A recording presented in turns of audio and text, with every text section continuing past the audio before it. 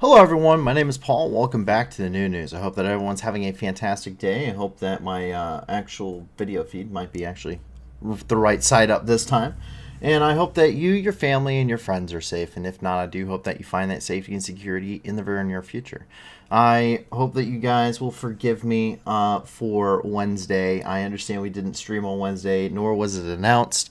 I have had a little bit of a rough week at work, so I actually ended up falling asleep when I got home and not waking up until after the stream was supposed to start. So I do apologize for that. We do work, most of the crew here works full time. And the reason we do that is because we don't ever intend on monetizing any of this, because we don't believe in profiting off of other people's misery. So the whole point of this project is because we understand that most of the news that we talk about is usually kind of dark, depressing. We're talking about conflicts and people suffering because of a multitude of crises ongoing throughout the world. And so we never intend to make a penny off of this because we want to raise money to help people throughout the world, to help the refugees in Ukraine, and around the world. There's 345 million people that are currently listed as needing assistance by the World Food Program, that they are refugees or internally displaced people or IDPs throughout the world. That's an increase of from 80 million not but a year ago.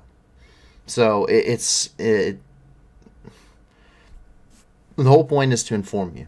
And to inform you to make well-informed decisions and to help raise money for the people that need help all throughout the world, not just Ukraine, but in places like, talking about Ethiopia and the Tigray region, talking about, South Africa, Somalia, Southeast Asia, many other places throughout the world.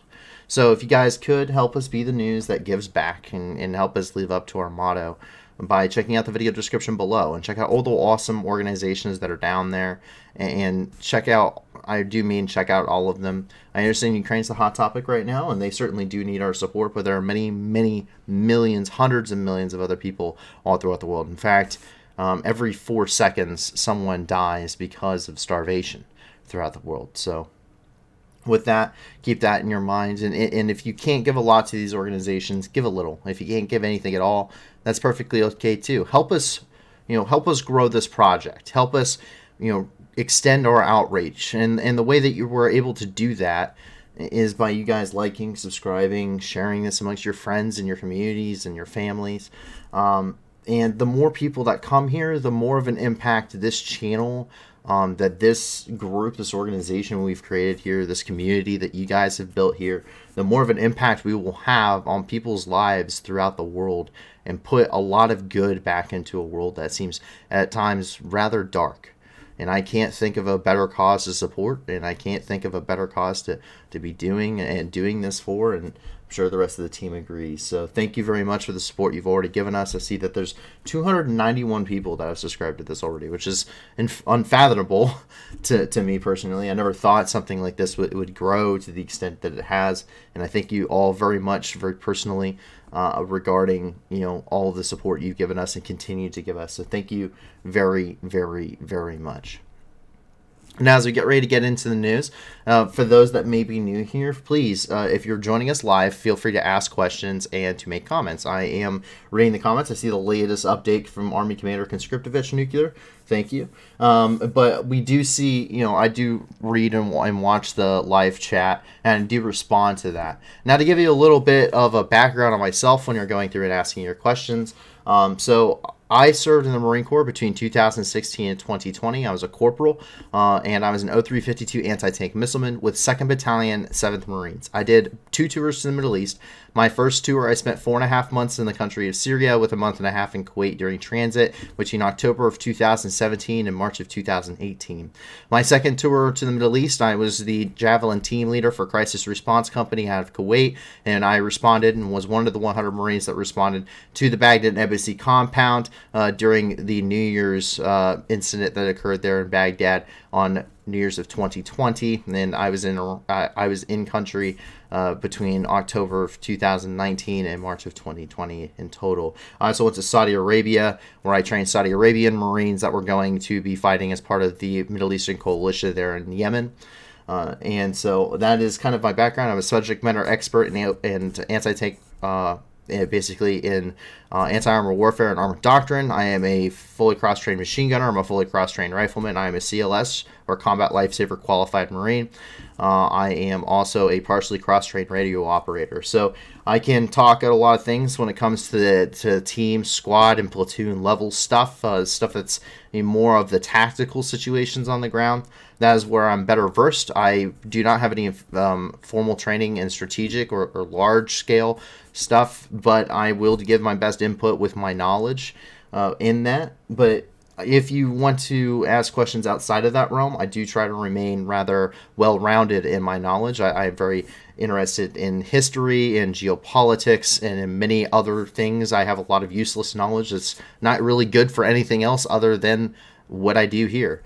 So please feel free to ask, and I will answer to the best of my capability. And I always implore you, me being a subject matter expert in a field or not, to please do your own research as a viewer. It's imperative that if one of these topics, if something interests you, please do your own research into this, learn about this kind of stuff on your own. Do not take everything that you hear at face value. Please always do a little bit more in-depth research. Do not believe everything said on the internet.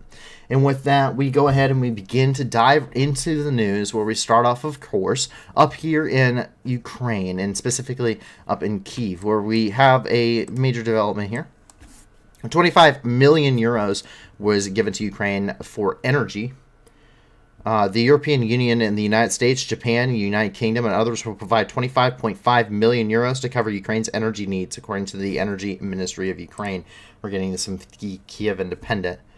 This coming out on November 2nd.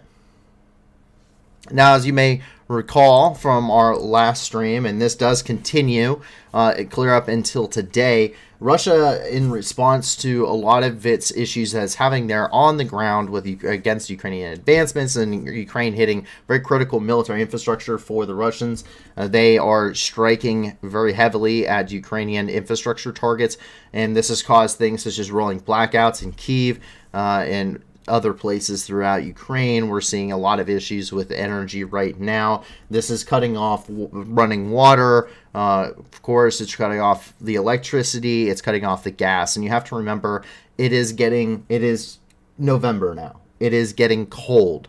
And we will get into some of the issues that are coming with that. But this is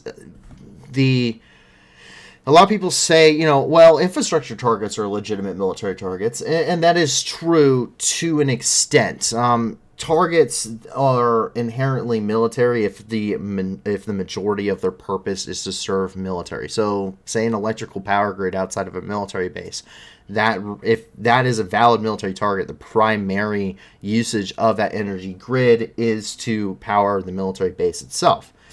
However, places like Kiev and places like Cherkasy and Kharkiv and Dnipro and Kyiv, all these locations, these power stations, this energy infrastructure inherently supports by the majority the civilian population, which therefore makes it a civilian infrastructural target, which by the laws of war, by the Geneva Conventions, and by the many, many other multitude of treaties that have been signed throughout the hundreds of years we've been signing treaties at this point for warfare, this inherently makes it a civilian-backed target. This is a civilian target because the primary usage is to supply civilian populations. And so that is the issue. That is the ongoing issue for Ukraine. That is the biggest issue for them. That does not have to directly deal with the battle spaces and the tactical and strategic situations ongoing there on the ground. And so as we move away from Kyiv, we actually start getting into that here, where we see over here in Severodonetsk, which is in the Luhansk Oblast, the Ukrainian forces are slowly pushing towards Severodonetsk and Lysychansk, as well as up into the north in Savote, which is just across the border from the Kharkiv Oblast, Savote being up here. That's where all those dragon's teeth or concrete tank barriers known as the Wagner line, because it was built by the Wagner Mercenary Corporation. They are already up there. And Paul, remember to choose a handle if you haven't already done so. Your default is the TNN URL. I already have chosen a handle. Thank you.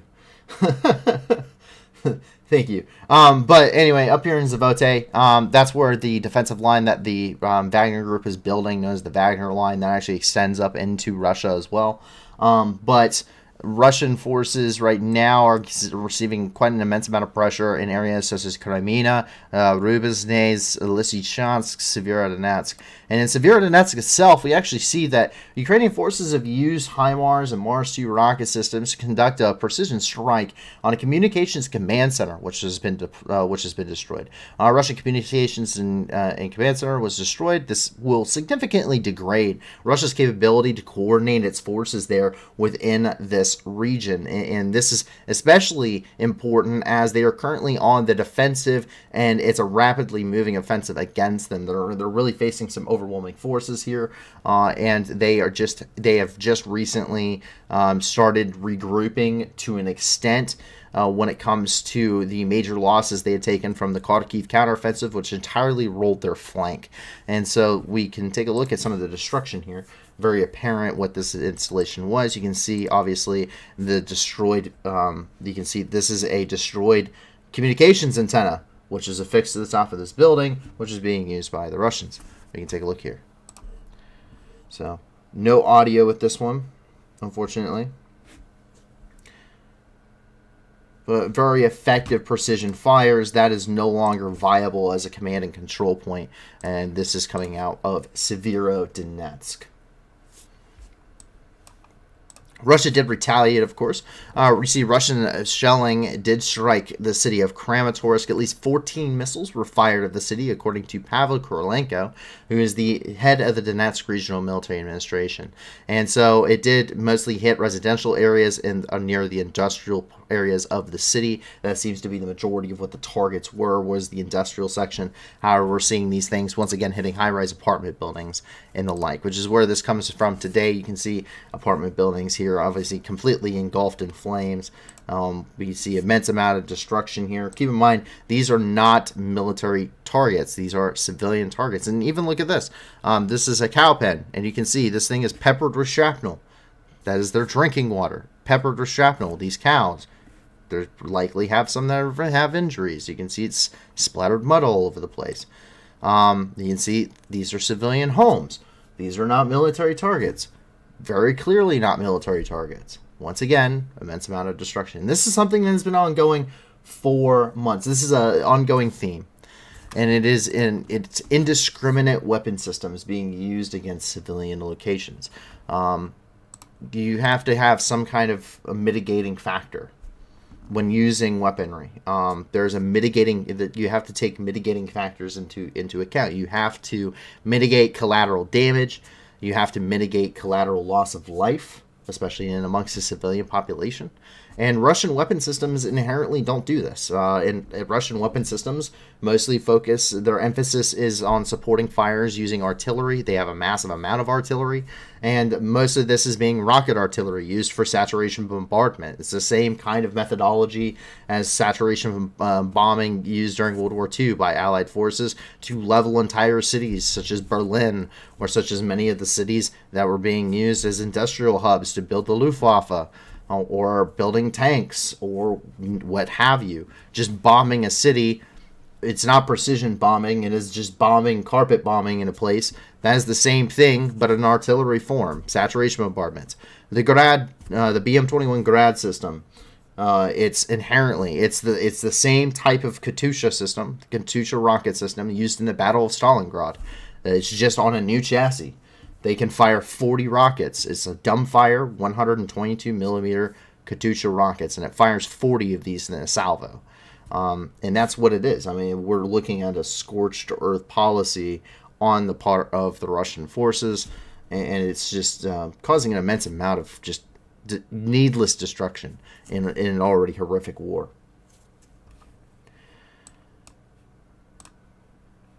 And as we come down here, actually, we're going to go hit this. This is the latest daily Donetsk update. I didn't go through and get all of them. But this comes from Pavel Korolenko as well. He is the head, once again, he's the head of the Donetsk Regional Military Administration. He said, quote, on November the 3rd, the number of victims of Russian army in Donetsk Oblast increased by 9 killed and 14 injured. and we are getting this once again from his official Twitter account. And so far, not including occupied areas such as Mariupol and Volnovakha, since the beginning of the Russian invasion on February 24th, civilian casualties at this point include 1,160 killed and 2,532 injured just within this region.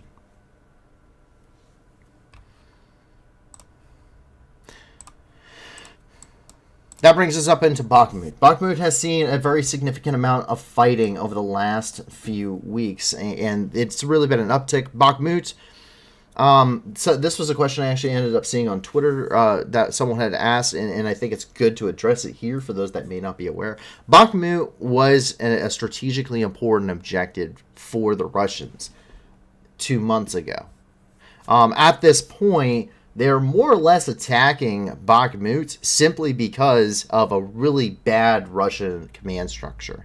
Bakhmut's original intended purpose is because it's strategically important for the Russians, or it was, because it runs here, and you can see on the map here, you see this yellow line. That's a highway. That's a major road. We call it in the military an MSR, or main supply route. And this basically runs all the way from Bakhmut, from Russian lines, past Bakhmut, all the way up past Slavyansk, and would link up with Liman, which was in Russian hands at the end of the Luhansk campaign for them. There back in a couple of months ago, when they had taken Lysychansk and Severodonetsk, and the Ukrainian forces were on the retreat. That's when there was a tactical pause by the Russian forces. They reconcentrated their forces from that point when they were taking Severodonetsk and Lysychansk. They took those forces that were there, that they already had in this region, they spread them out along a defensive line, and then they sent a bunch up here into the north over by Liman, and they sent a bunch south down here in what we had been calling the Popasna Pocket and into the area of Bakhmut. And it really stretches all the way from about up here. This is Bakhmutsky and Soledar, on all the way down past Bakhmut, down to over by Horlivka, and more specifically the city of Toretsk, which lies here. And this is kind of a general area, but there was really two routes the Russians could have gone with, and it appears that they were going for the smaller, more obtainable objective. The idea was they would be bombarding Slavyansk, Kramatorsk, Bakhmut, Soledar, and all of these areas. And one section of Russian forces would push to Bakhmut, take and secure Bakhmut, and that would allow them to push here. And then from Liman, they would push south and take Slavyansk. And then at that point, it would allow them to take Kramatorsk, which really causes the rest of the Donetsk region to fall. And you encircle Ukrainian forces here in this kind of northern part of the Donetsk Oblast. So that was kind of the mentality. The Kharkiv counteroffensive that happened, that rapid offensive that we saw, completely collapses their flank. And at this point, the Russians no longer, before even losing Liman or really losing anything over here along the Oskol River, there was too much pressure on their forces here to successfully be able to now launch an offensive. There's no real way for them to do any offensive operations to push towards Slavyansk. And because they can't do that pincer, because they cannot do that pincer movement and that encirclement of Ukrainian forces, Bakhmut, the entire point of taking it, now loses its meaning. It is now not viable because there is not a wider objective that can be obtained. Bakhmut now happens to now just be a place to fight in. The way that the Russian command structure works means that fighting doesn't stop. For the Russians, it's a very top-down command structure. And these orders, and we've seen this pretty clearly on the part of the Russians, is that just because the situation has changed does not necessarily mean orders have changed. And with the Russians, they are mostly an officer corps and very low-level enlisted. They do not maintain a very strong non-commissioned officer corps. And so there's not a lot of, there's some disinformation, I think, to try and, because they already have low morale, they're trying to keep the morale as high as they can, which is not saying much. But as a result, these offensives never stop. And that's just poor command and control structure. That's just poor understanding of what's happening on the ground. And that's because Russian forces aren't taught. They're taught to follow orders and to continue trying to carry out those orders until different orders come to them. Whereas Western doctrine and what we see Ukrainians doing here as a result, they're much more focused on small unit leadership tactics that allow their commanders on the ground to assess that immediate situation that they see in front of them and take the initiative, and that allows them to seize opportunities as see fit, and they can switch their objectives within some reason. They have their general orders, but other than that, they have pretty much all they need. Their orders are relatively general. This is the general idea of what I need you to do. This is the commander's intent. Now go and execute. And they go and they will execute, and they will take the initiative, and they will seize the opportunities that they have presented to them, or they will see that there is an issue, and they can go and they can rectify said issue, maybe reinforcing a flank. They see someone's exposed, they see a gap in the line, and commanders on the ground have the opportunity to go and fix that and rectify it immediately instead of waiting to be told by somebody who is told by somebody who is told by somebody else who is told by some asshole that's sitting in Moscow. That's kind of how this works. And so that's what we see here in Bakhmut, and that is why this fighting is still ongoing. This is exactly why this is still ongoing. And so it's very heavily embattled. We've seen continuous shelling essentially for months on end. The city of Bakhmut is just destroyed. It looks more akin to a frontline battle, a frontline city near, say, like Passchendaele Ridge during World War I. Then it really seems like a modern 21st century war. It's very thick, heavy defensive static lines. That's really what we see out of this conflict. It is very much more akin to World War I conditions than we see World War II or any modern 21st century war.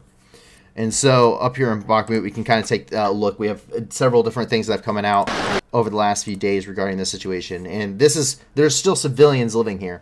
The security situation in Bakhmut does not allow for really any humanitarian aid to come in to this area. The security situation, the infrastructure, it just doesn't allow for this. And so we see people here, and they're literally making a human chain. They're making a human daisy chain and carrying boxes of humanitarian aid, just trying to get it to these people.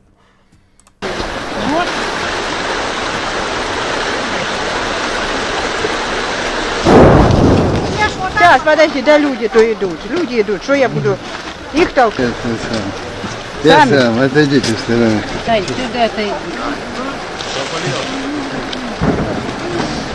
Самый, по-моему, напряженный боевой участок в данное время, потому что больше ни одной переправы через речку нет. Вот. И там прилет за прилетом. И уже до того организм привык. Вот мина летит, ага, это пролетит, дальше упадет. А это где-то недалеко взорвется. Ну, вот такая вот ситуация. Нет электроэнергии, отопления, воды, ничего нет. И жизни нету. И Путин это гад. И что? И убийца, он убивает людей. Он же говнокомандующий.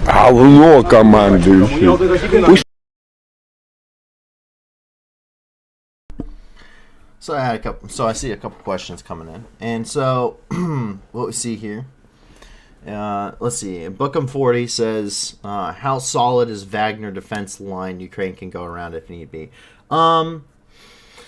That's a really good question. So it's very hard to tell. It's definitely nothing. They've patterned their defensive line off of the German Siegfried line, which was a very formidable defensive line that was placed along the Rhine River. You can see it in places such as over in Aachen. You can see it in other places pretty much along the entirety of the Rhine River. But the way that's done is there's a concrete slab that is built underneath it, and then these things are anchored with reinforced concrete underneath it. That's what made it formidable. What they have now is they have concrete blocks. They have the dragon's teeth, which are anti-tank. They're tank traps. So they're meant to stop tanks. It's very difficult for tanks to go over them. They really can't get any traction. It really screws with the road wheels, and it's just a terrible idea. They've also placed them in open fields, which means they have a very wide field of fire, and they can very easily set up defensive positions that have interlocking fields of fire. It also makes it's also very likely, based off of the footage that I have seen, that they have set up a minefield in front of this that prevents any kind of, or that would hinder any kind of breaching team. So not only would they have to have engineers go through, clear out the minefield, create a path for a breaching team that could then move up and actually blow the obstacles, so to allow armor to roll through, but they'd be doing all of that under fire. It just doesn't make a lot of sense to actually attack something like Svatove.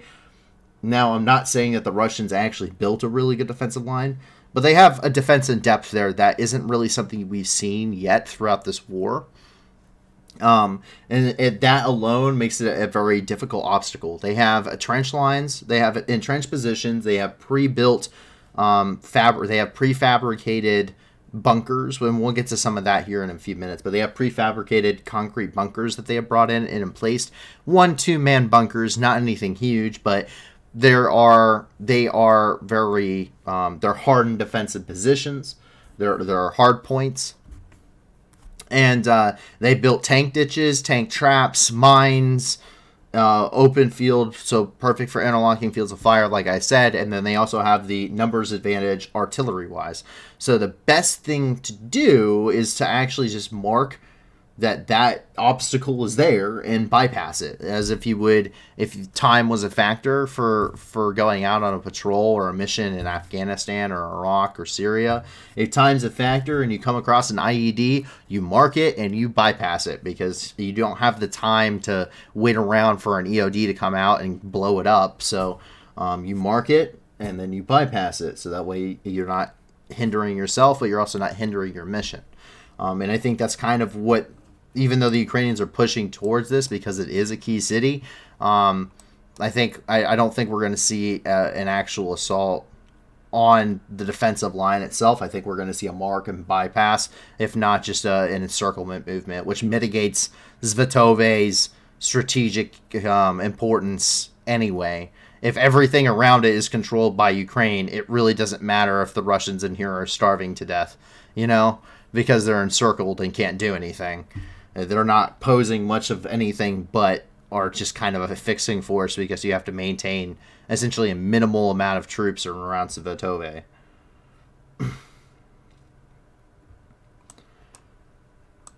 Bookham says for those pillboxes to be effective, they need to be buried. I haven't seen any of the footage showing that they did that. I have seen them at least partially buried, and being put into trench lines. So I do know that they are doing that to an extent.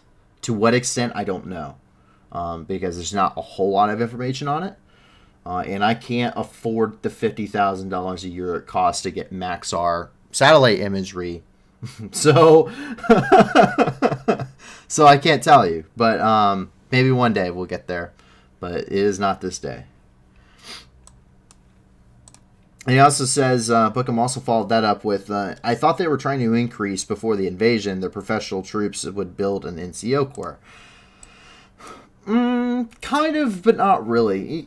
You saw at the very beginning of the war, where Russia did for about a week, that's about as long as it lasted, for about a week, oh thanks, I'm a cheapskate, because I can't afford a $50,000 fee for satellite imagery. I don't make that much a year.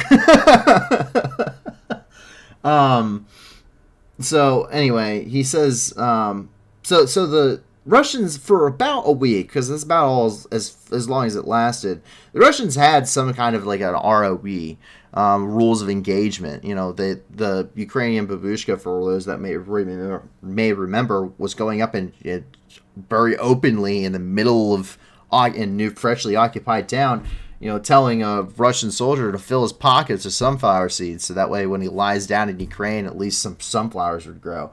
Now, could you imagine someone doing that in like March in Bucha with the Russians there? No. Instantly They didn't even have to do that to get massacred. So it definitely, for the very, very early part of the war, very opening days of the war, there were rules of engagement, and they were trying to act like a modern army. They were trying to do precision strikes on radar and crater airfields. They were trying to conduct deep strike air assaults that in places like Hostomel Airfield. They were trying to maintain rules of engagement, trying to minimize civilian casualties. We see this early on in the war. That quickly reverts back to Soviet doctrine. Stuff that pretty much all led up into the 90s. Everything for 2014 military doctrine pretty much goes out the window. And you revert to the same thing that's been done since the end of World War II, clear up until the last 10 years or so, that the Russians, start looking at saying, okay, we need to change how we fight wars because we're falling behind the rest of the world. And that's really what we see here. Is they were trying, but they weren't really putting good effort. The United States had a huge effort to putting in, and building a very big, because it's not just the NCO Corps, but it's also the officer corps that's taught this, sees the initiative kind of things. For instance, in Vietnam, this was one of the huge issues. The war in Vietnam, it was really what defined the whole. We have an issue with our command structure and being able to seize the initiative because commanders on the ground were having to follow very strict orders and were not, they had very tight right and left lateral limits, and they weren't able to seize objectives really well because of that. And it was kind of more or less a hindrance. So after Vietnam, the United States takes a look at their officer corps, and they take a look at their NCO corps, and they say, what is the issues? What do we need to fix? And then the next big war comes around, and it's 1991. It's the Gulf War. And the United States, who has devoted a lot of time and money and has completely revamped their training program for their officers and their NCOs, is now going into Iraq, going into Kuwait and Iraq. And if it had been based off of Vietnam doctrine, the Battle of 73 Easting, which is one of the most successful tank engagements in modern history, it's also one of the largest tank battles in modern history, which was a blowout victory for the United States. And that battle would have never happened because they actually pushed past their objective. The commander on the ground, the tank commander there said, we're pushing past what our phase line is. And he pushes past and he runs into the entire the entire Republican Guard Corps for Iraq, and catches them off guard. Part of that's technology advantage because they had GPS, which is relatively new at this time, that they were taking a route that wasn't expected to be taken, and they catch the entire Iraqi army pretty much off guard, and they annihilate them in one of the most successful tank engagements ever. I mean, you're talking about literally wiping out a division with a tank company. Just an entire armored divisions just wiped out with a tank company. I mean, it's insane. But that battle would have never happened if the United States had never revamped its officer corps or its NCO corps. And we see those issues rearing their head. Really, you get to see what would have happened, if we hadn't, with how the Russians operate, because that's how the Russians operate. And they tried doing it, but they didn't put the time or the money or the energy really into it that they even remotely needed to make any sort of a difference. And so while you see platoon and company-sized attacks, this is because of a manpower issue and the fact that they're so spread out in most parts of these front lines that they really can't afford to send in a BTG to conduct an actual large-scale attack. They don't have the supplies. They don't have the troops. Most of their equipment is broken, destroyed, and what they don't have that's actually what they do have that's actually operable, they have very limited supply of fuel for it. And so there's a lot of factors that are really going into this. But that officer corps, that NCO corps that you're talking about, which really is the backbone, because officers get killed, and we see that the Russians' casualties are quite significant. But the NCO corps is, and even if they had one to start with, it's gone. The casualty rate in this war is insane to think about. We talk about, they talk about deaths a lot. But you got to think, for every one guy that's killed on the front lines, you're talking 2, 3, 4 that are wounded for every person that is killed. So the casualty rates, it's a war of attrition. The casualty rates are astronomical, especially for Russia being the attacking force. It's just, if they had any kind of an NCO corps, they're either dead or they are wounded, and they are no longer in the combat. Whatever they had to begin with. And now guys that have,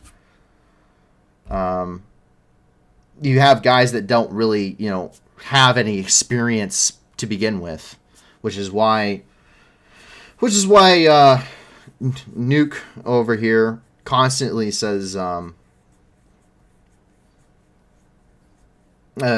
keeps saying, so we started off with a private Conscriptovich, and now he's Army Commander Conscriptovich, because he continues to get battlefield commissions. Oh geez, John Scott has asked me a political question.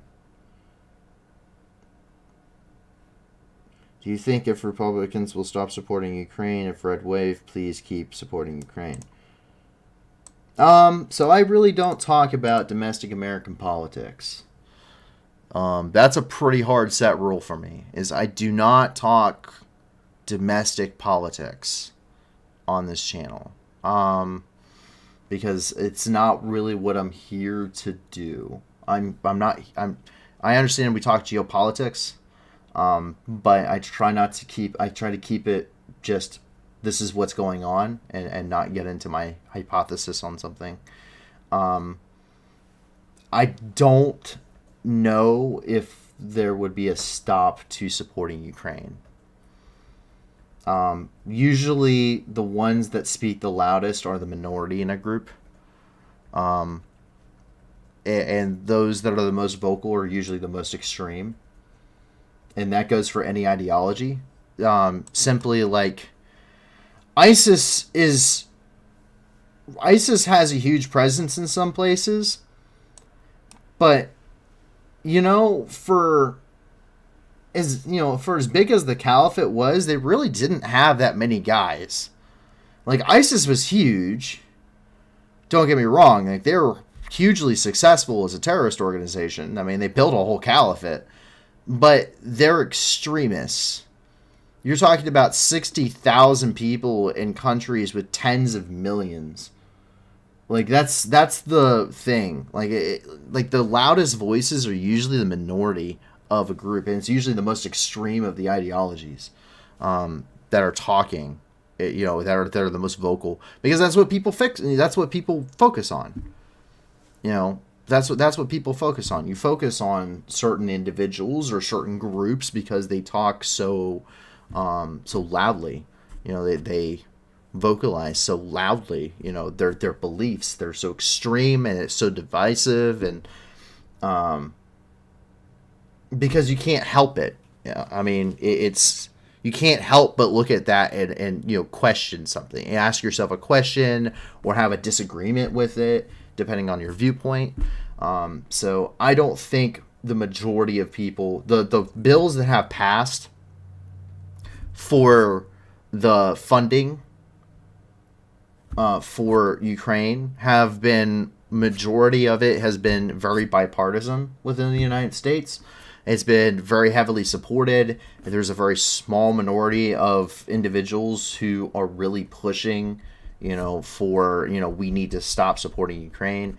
And for the most part, the people that are saying this don't have any idea as to the ramifications of doing so. Really, I don't think understand, or I don't think that they understand, they don't comprehend the gravity of the situation, or they don't care to, which is what I try not to think about. I also just realized that there is a place in Turkey called Batman, which is pretty cool while I'm looking at the map. But yeah, so I'm not too worried about the support for Ukraine going away anytime soon in the United States. It's too many people support Ukraine. And for as much talk as there is for we're sending billions of dollars to Ukraine, the U.S. defense budget, $778 billion alone. The United States budget is like $4.6 trillion this year. 4.6 trillion with a T, tango, with a T. $20 billion is like pissing in the wind. You know, the entirety of all support sent to Ukraine is upwards of $100 billion. Okay? The United States, I swear to God, probably spends $100 billion on toilet paper for the government. It's pissing in the wind. It really is. You spend $100 billion on copy paper for the U.S. government. Just to run the government. It's the important thing to understand when you're talking about billions of dollars is that it's a lot of money to me. It's a lot of money to you. It's a lot of money to, you know, the kid down the street. It's a lot of money to your mother or your father. But it's not a lot of money in the scope of a government's economy.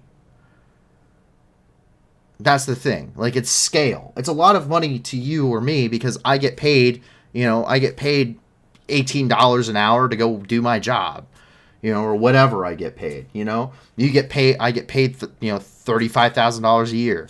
Or you get paid $40,000 a year by whatever job you work at or whatever you're doing, you know, whatever your salary is. $20 billion would completely change your life and your lifestyle, and there'd be no way around it, and you could live off the interest when you put it into savings for the rest of your life. But it's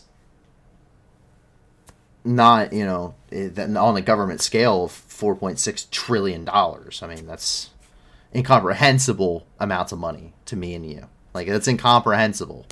Like, I have no idea how people make decisions with that much money. It's insane. So there's an ideology thing I don't think a lot of people grasp when it comes to just how much money the United States has at its disposal and does every year. There's a lot of people that just don't understand and don't read into it or don't study it or don't care to, that they focus on their ideology and what's being said, and they are repeating what's being said. They're not actually investigating it for themselves, and they're not informed on what they're talking about. And that is one of the reasons why I've made this channel. They're not informed about the facts. They are repeating what somebody else has said otherwise.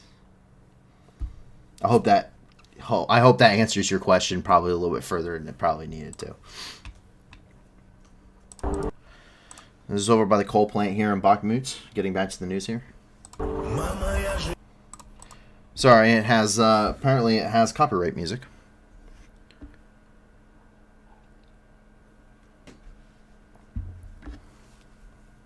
But yeah.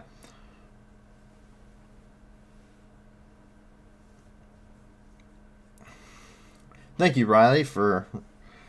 Yeah, in fiscal year 2022, the U.S. Department of Defense had $1.94 trillion distributed amongst its 6 subcomponents.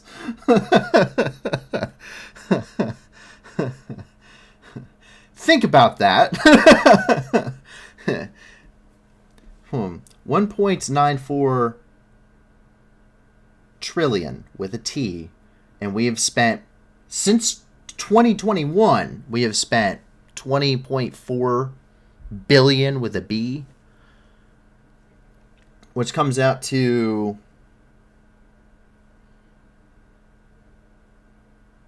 a tenth of that, essentially. No. That comes out to like 1/100th of that. Nuclear says, hold on, I'm going to make a meme over U.S. spending. It's hard to meme U.S. spending. It really is. This is one of the Ukrainians here that he's reporting there from Bakhmut, and he has been for some time. It's not very long, but... Місто Бахмут, 93-я бригада, Холодний Яр. Діаночка, Starlink доставлено. Все, на базі. Місто Бахмут.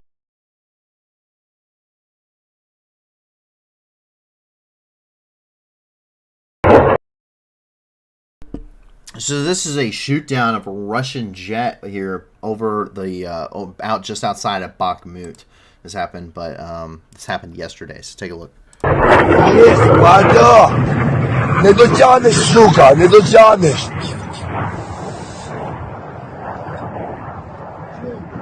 Пиздец, нахуй! Блять, не то.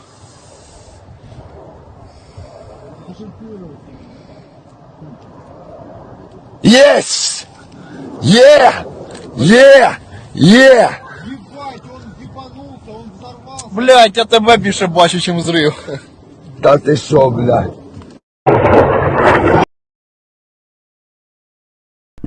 I saw... Well, I guess that's not true.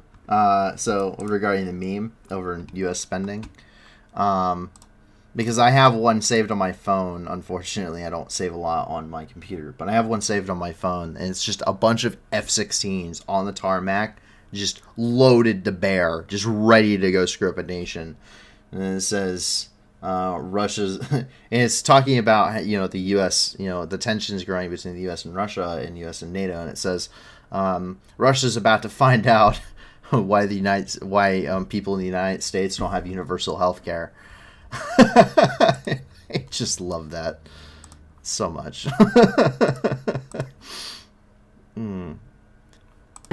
This is a Ukrainian tank just messing up Russian positions here over by Bakhmut. You can see the trench lines. I mean, these are, you know, fixed emplacements that they're fighting in, which makes it very difficult for the assault here. This is a Ukrainian tank from the 93rd Mechanized Brigade. As best as I understand it, my Ukrainian is getting better, but I still don't speak the language. But I can kind of figure some things out at this point.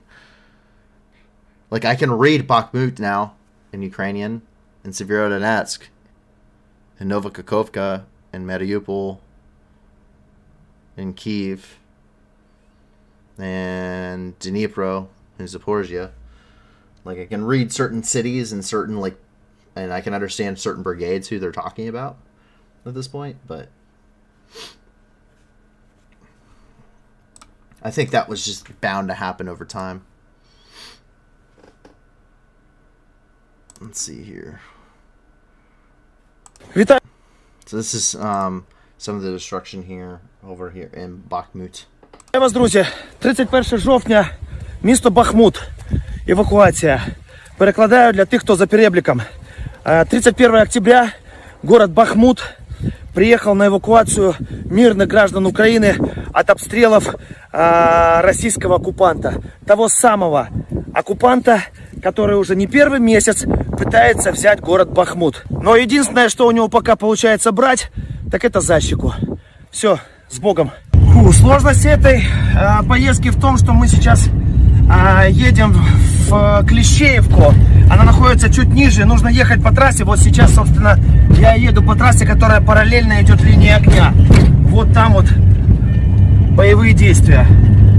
Вот это нужно проехать максимально быстро. Берите кошку, да. Это вообще не наша кошка. Ну, дом разбит один, он второй разбит. Давай, что ждем тебя? Все, я уже адрес знаю, если что. Давай, сейчас сила, держитесь. Из Клещеевки выехали, сейчас проезжаем Бахмут, ну а там уже будем в безопасности. Приехали в Днепр, Татьяна, мама, кошка Ванесса и попугайчик.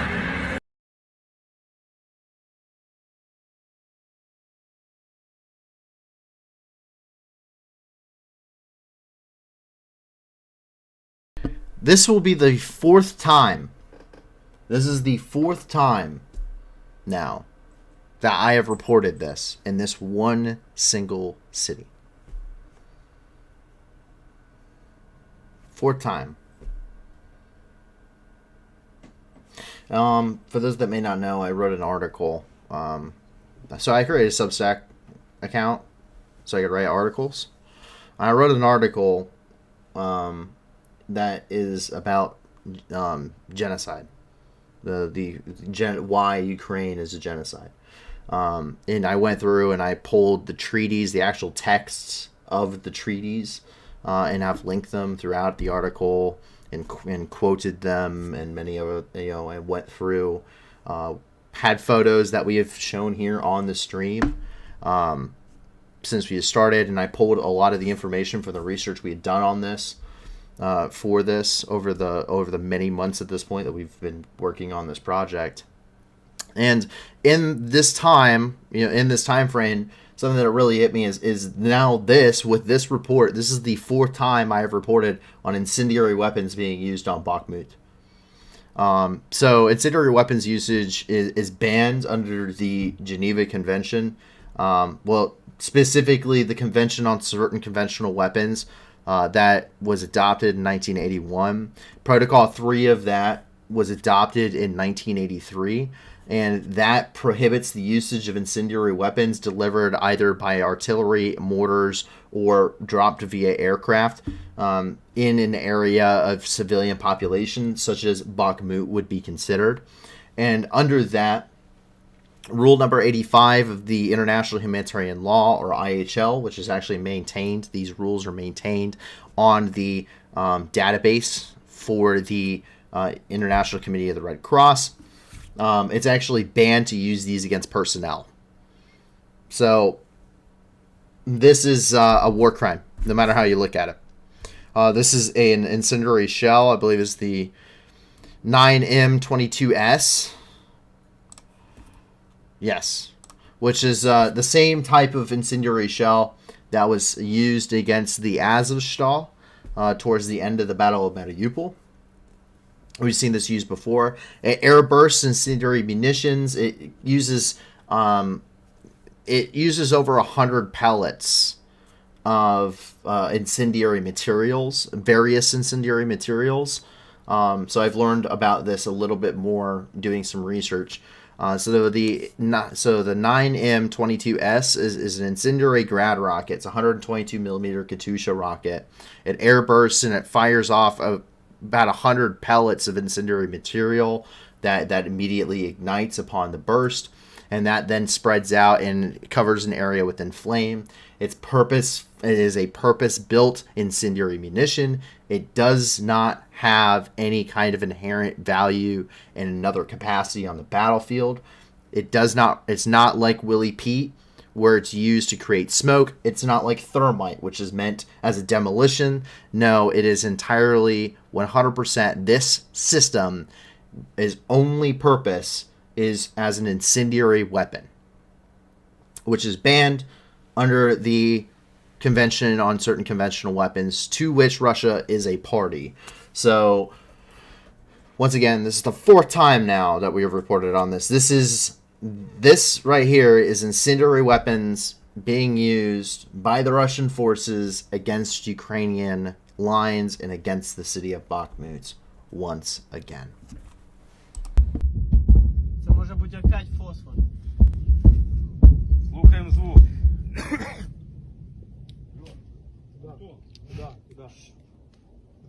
Сейчас. О, оно уже, все, началось. Опять фосфор. Ебать, посмотри.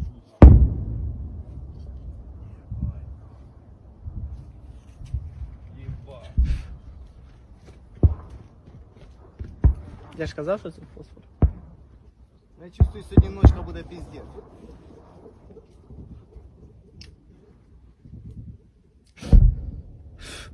Стасик відосик. Да, Стасик? Да. Стасик, скинеш мені відео? Да. У мене хуйова камера.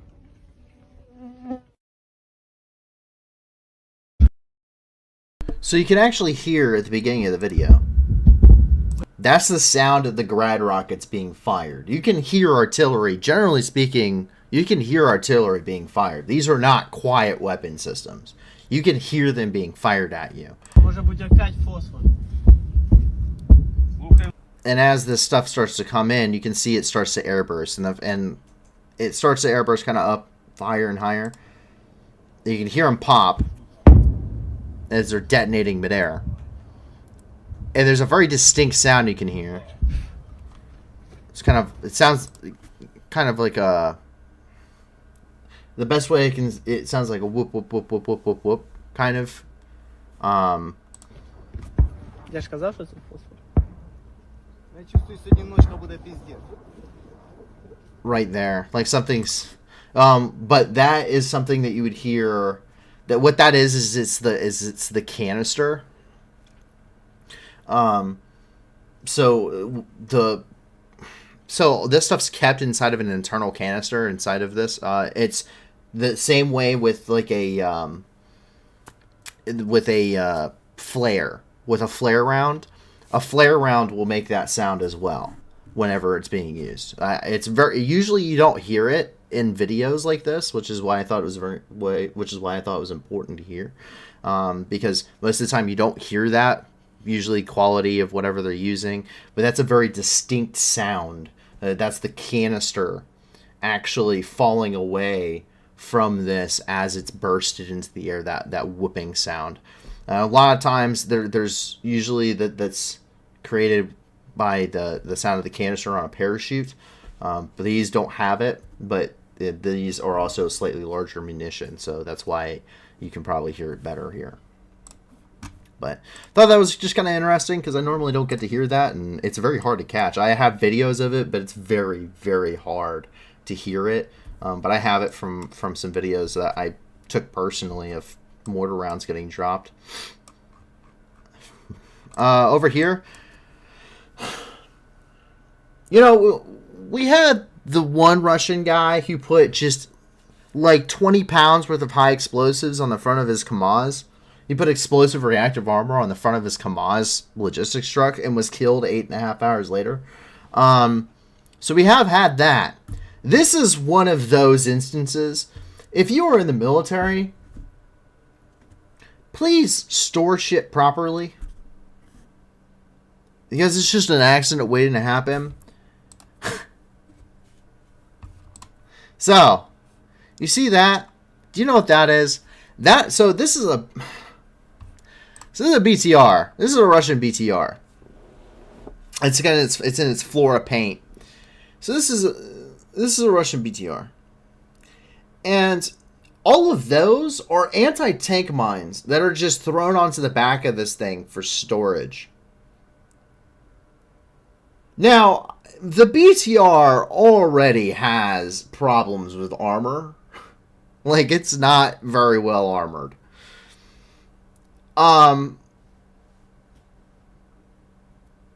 That is a lot. That's not like an anti-tank mine, which would screw this up. It is a lot of anti-tank mines. That is a shit ton of explosives that they have just piled onto the back of this. By the way, that's where the engine and most of the fuel is on most of these vehicles. So now, that's also where a lot of the ammo storage is on the BTR. Especially one of these, which I can't tell if this is a command variant, but this looks like it's a variant that could be a BTR-82A, which has the chain gun on top. It has an automatic cannon instead of its standard machine gun. This is a really, really, really easy way to die. As we see, there is what is left. Look at the blast crater that was created when this thing blew up. These guys aren't in pieces. They were immediately vaporized. There isn't anything to clean up. They were immediately vaporized when this thing went off. Immediately vaporized. There is no cleanup. There is no body recovery. You're not even picking up. You're not even using a bucket at all. Like, you're not using a bucket, you're not using a shovel, you're not picking up pieces and throwing it in a bag. You're not even scooping up the ashes. These guys were immediately just incinerated. They were immediately just gone. There's nothing left. As if their atoms were just destroyed out of existence. Even though that's not technically possible, because you can't destroy nor create matter. But for all intents and purposes, that might as well be. They were Thanos snapped out of existence because they were dumb and they did this. At least it was quick, I guess. So yes, that is why you store ammunition properly. It's why you store munitions properly. That is why there is a way to do things like that.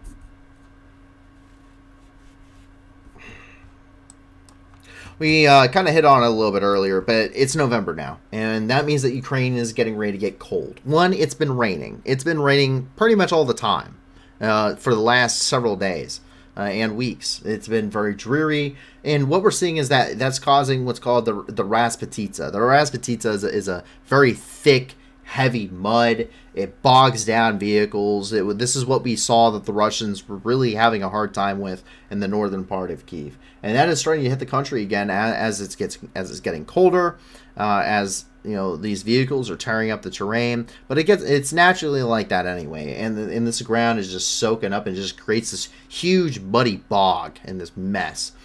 But it's going to get very cold very quickly in Ukraine. It's going to get very cold very quickly.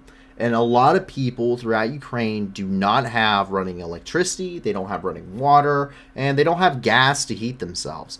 The worry is right now that Russia is, and it is, striking infrastructure targets with the purpose of literally freezing people to death. That seems to be the point at right now in the war, is to literally cause people to freeze to death in the winter. Massive amounts of people to freeze to death. And so Mariupol's no exception. 90% of Mariupol was destroyed during the Battle of Mariupol. Tens of thousands of people were killed in the Battle of Mariupol. Innocent civilians. Not even talking about combatants, because we don't talk about combatant casualties here. Tens of thousands of Ukrainians were killed, massacred during the Battle of Mariupol. And they don't have any infrastructure, and they haven't had any infrastructure. They don't have heat. They don't have water. They don't have shelter in many cases. They don't have anything. These people, whoever is still left alive in Mariupol, which is hard to believe, it really is. They haven't received any humanitarian aid. In fact, the one time we've seen them receive humanitarian aid, they closed up shop and left early before distributing it. Thank you, Russian Red Cross. They don't have a home. They don't have any of the basic necessities. We already covered that. And they've been drinking out of shell craters. Contaminated shell craters. That literally has whatever gooey substances are coming off the decomposing bodies of the people who have died and are buried in the rubble and decomposing in the buildings next to these shell craters. That's in their water supply. That is what you're drinking in Mariupol. You are being forced to work by the Russians, probably being tortured, raped, executed, you know, the general Russian thing they do in occupied areas. To have survived the Battle of Mariupol is worse than to have died in the Battle of Mariupol. There is no worse hell on the planet than living in this city. There is no worse hell, dare I say, on the planet than living in the city of Mariupol. And now you're going to freeze to death. You're going to slowly freeze to death as the winter sets in. If you have managed to survive all of that, with no medications, the cholera outbreaks, the rapes, the executions, the filtration system, the battle itself, the contaminated water supply, not starving to death. If you have managed to survive up until this point, you are now going to slowly freeze to death as winter sets in Mariupol. And the worst part is, the people know it.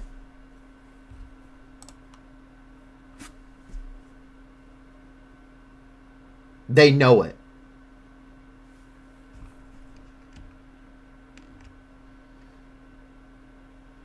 These are signs. This is graffiti being painted throughout Mariupol.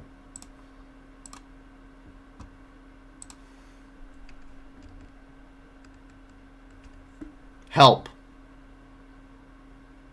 I'm going to freeze to death.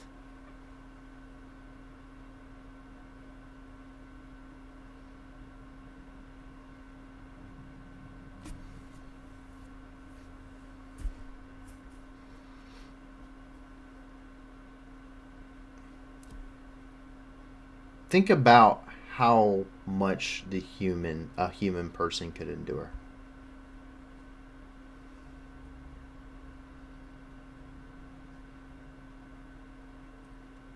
Think about how much these people have had to endure to this point.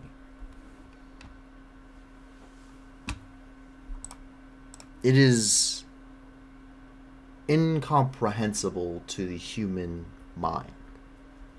This war in its size and scope, if you are a veteran, right, and you may have fought in the war on terror, as many have, including myself, and you know, you've seen a lot of stuff, especially those that went, you know, that were in during, you know, when it was especially kinetic. I was very fortunate, while it was kinetic still, a little bit more kinetic than it had been. I went in at the end of it, right? Like, I finished it. Like, I finished the caliphate. You know, I finished ISIS and the caliphate. My buddies closed Afghanistan. You know, it was the end. The wars were over.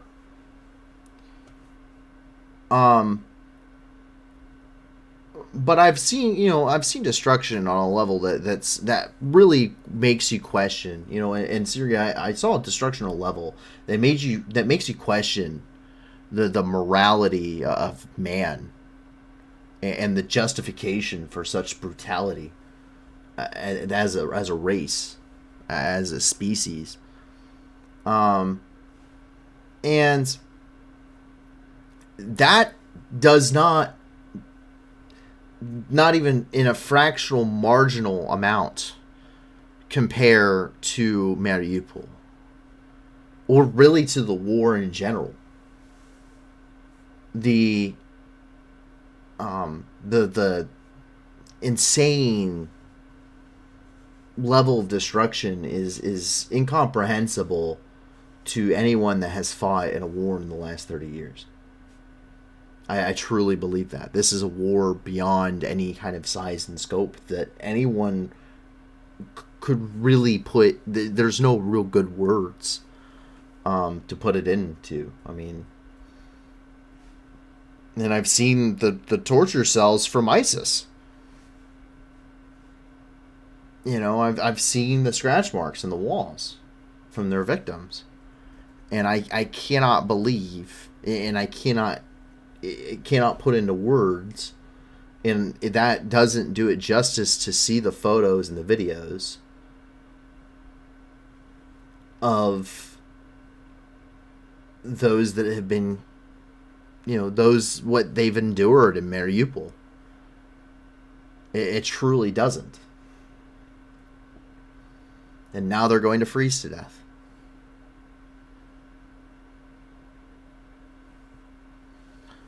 That's sickening.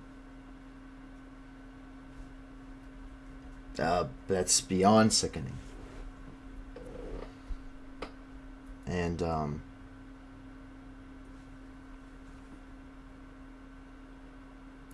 I really don't know. I don't think there's anything I could possibly say to really do justice to Mariupol with any kind of description.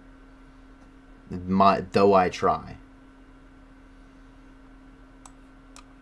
I just can't understand. I can't understand why.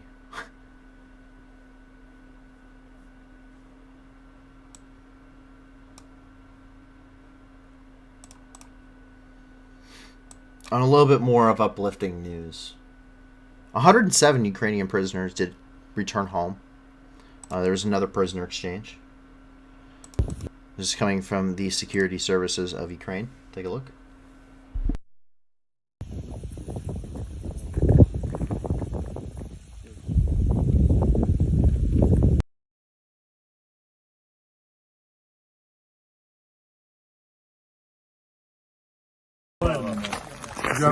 Привіт, привіт.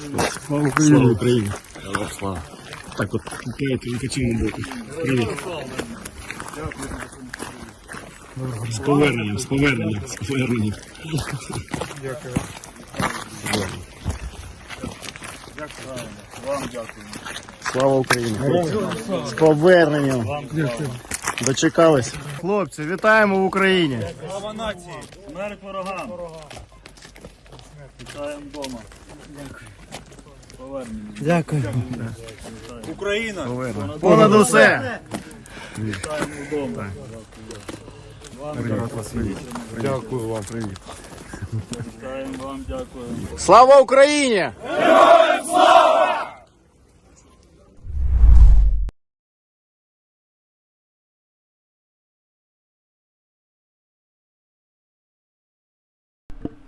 And you can see these guys are pretty happy to be home. I don't blame them. We do know that it's that the exchanges here, you know, are very important, and these guys have been through quite a lot.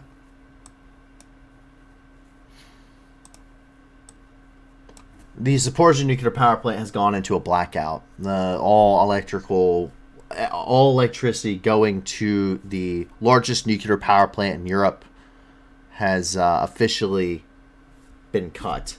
Currently, it's running on all 20 diesel electric generators, and the teams within the facility are currently trying to shut down at least 2 of the nuclear reactors there to prevent a nuclear meltdown. There is enough fuel for these generators to supposedly last about 15 days. However, we still don't know. We don't know how long it could take to repair, and we don't know if there's any resupply of fuel that would be coming into the Zaporizhzhia nuclear power plant, considering the ongoing situation. I do not know what the cause is of all of the electricity being cut to the facility.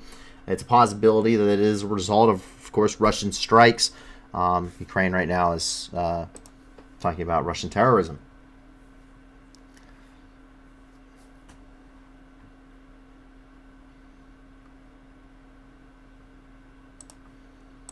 Coming from the Ukrainian parliament.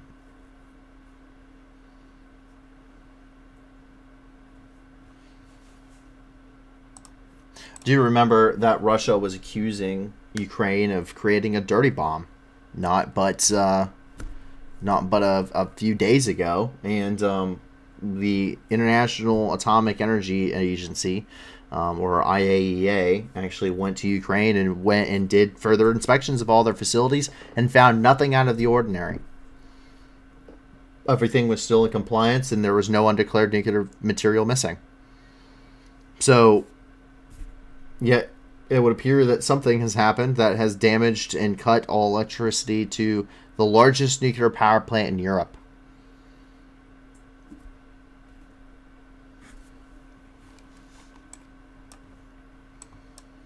Come down here to the Kerch Bridge, where our repairs do continue here. This is the Kerch Bridge, crosses the Kerch Strait, and this is what connects Ukraine, or this was what connects Crimea with mainland Russia. This bridge was severely damaged and is still ongoing repairs. Take a look.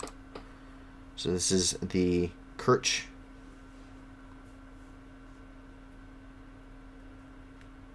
They're saying they're saying by July of next year the bridge will be fully functional again. We do not know how true that statement is.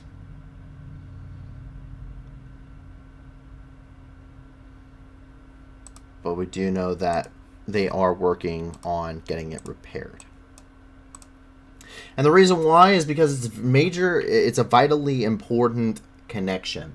This is a strategically important supply line for them, for the Russians. This is how they transport a lot of equipment from Russia, and they bring it through Crimea and into the southern front here. It's their main supply route to getting up into Kherson and over here in Zaporizhzhia Oblast.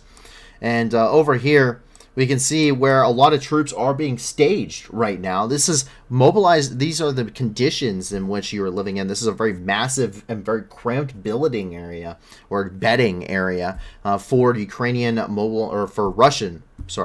Russian mobilized troops here in Crimea. Take a look.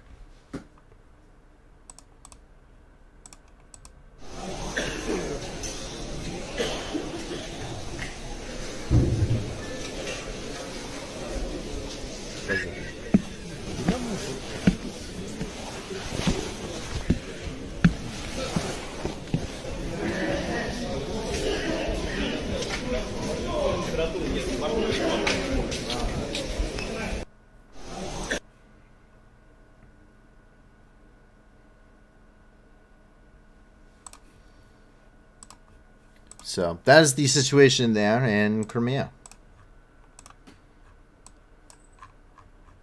Over here in Novakhovka, we talked about defensive positions a little bit, and this is really where the main topic of the night comes from. Even though there's not a whole lot of information that has come out of the Kherson Oblast, I think we have enough information to pretty definitively say that the Russians are establishing defensive positions in areas around the area around the Dnipro River. And so what we're seeing here is this is in Novakhovka. Novakhovka is one of the major crossing points across the Dnipro River. Keep in mind the Dnipro River, really the only way to cross it in many areas is via ferry, which we've also seen. We saw actually that getting struck next to the Antonovsky Bridge. But there's another ferry crossing here in Novakhovka. Both of the bridges across the Dnipro River are effectively completely destroyed and are no longer viable as a supply route, which is one of the reasons why Russia is having such a hard issue on the western side of the Dnipro River, which is this area. I call it the northern side of the Dnipro River because it's on the northern sector. And maps north, south, east, west. So this is technically the northwestern sector of the river. And what we're seeing here is that the Russian forces are collapsing their lines. It would appear that they're conducting a tactical withdrawal, which is why we haven't seen just a complete collapse of the Russian lines. It's a little bit more sturdy of a withdrawal. It's a little bit more methodical than what you saw with the complete routes. This is the difference between a withdrawal and a retreat, a withdrawal and a rout. A rout is a force that is completely beaten, its morale is broken, and it is running every man for themselves. This is what you saw in areas such as the Kharkiv Oblast and even in parts of the Luhansk Oblast. Here in the Kherson Oblast, what we're seeing is that is a tactical withdrawal, a tactical retreat. These forces, some forces are staying in place and they're fighting in order to slow Ukrainian forces on the advance. While in other places, other Russian forces are withdrawing from an area, they're breaking down their equipment, they're taking it with them, and they're retreating back into a line, and they're basically slowly shifting each other backwards, until they, and they're collapsing around their main crossing points. And this buys them time. It limits, it also allows, and that time is valuable because that means they can get as many troops and equipment out and as much supplies out of this region as physically possible as they're trying to get across that river. But what we do think is happening, what we're seeing here, is they're setting up defensive emplacements. These are bunkers. These are prefabricated bunkers. This does not make any sense whatsoever, but these are staged bunkers here in Novakhovka, which tells me that it looks like they're planning on setting up some defensive lines. And that's really what we're seeing here. This is on the eastern side of the Dnipro River. We're also seeing them setting these things up along the riverbank. All right. So In FTW says, according to a first-hand source, the flag got taken down, checkpoints got abandoned, and it could be a trap, though. Yes. So, kind of, but not really. There's actually a video out there. So, if you go into the center of Kherson here, I do not know exactly where the center of this city is, where the center square is. Let's see. Passport office, Court of Appeals, the Kherson State Administration building. So there's actually like an entire like corner here, and they've actually have some flags that are taken down. The administrative building is taken down. There are some checkpoints that have been cleared. And so what ends up happening is these Russian forces, they're withdrawing and they're bringing them in because Kherson and Novokakhovka, doubt Novokakhovka would turn into a significant battle. Across the opposite side of the river to control this northern sector certainly would be. But Kherson more so. Kherson, one way or another, is a super bloody battle for whoever is attacking it. This is what you call MOUT, or Military Operations in Urban Terrain, MOUT, Urbanized Terrain. And this is the bloodiest type of fighting you can conduct. Whenever a U.S. military planner, whenever you're planning on assaulting in an urbanized area, you are planning out the gate for a minimum of 85% casualties. 85% of whatever force you take in there are going to become casualties. That is the baseline number when you're planning on doing an operation in urban terrain. This is what makes it especially deadly. This is what makes Mariupol so deadly. And now Mariupol, it's very hard to light a match, and hold it up to those guys. That will be written about and analyzed for hundreds of years. But this battle would equally be extremely slow progress. It would be very deadly for both sides. It would be very high casualties pushing into here if the Russians are defending it. So that is the concern. And we're seeing that they're bringing in these pre-built defensive emplacements, which really suggests that they are planning on setting up a defensive perimeter around these areas.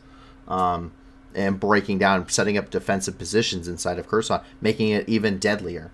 The buildings themselves are a hazard, and you're talking about putting in defensive fixed emplacements on top of that.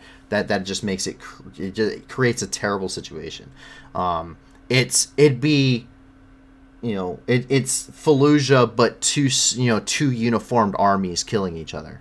That's two government-backed armies killing each other. You gotta think Fallujah was insurgents operating on their own, and their supplies were through the black market, whatever they could loot or steal.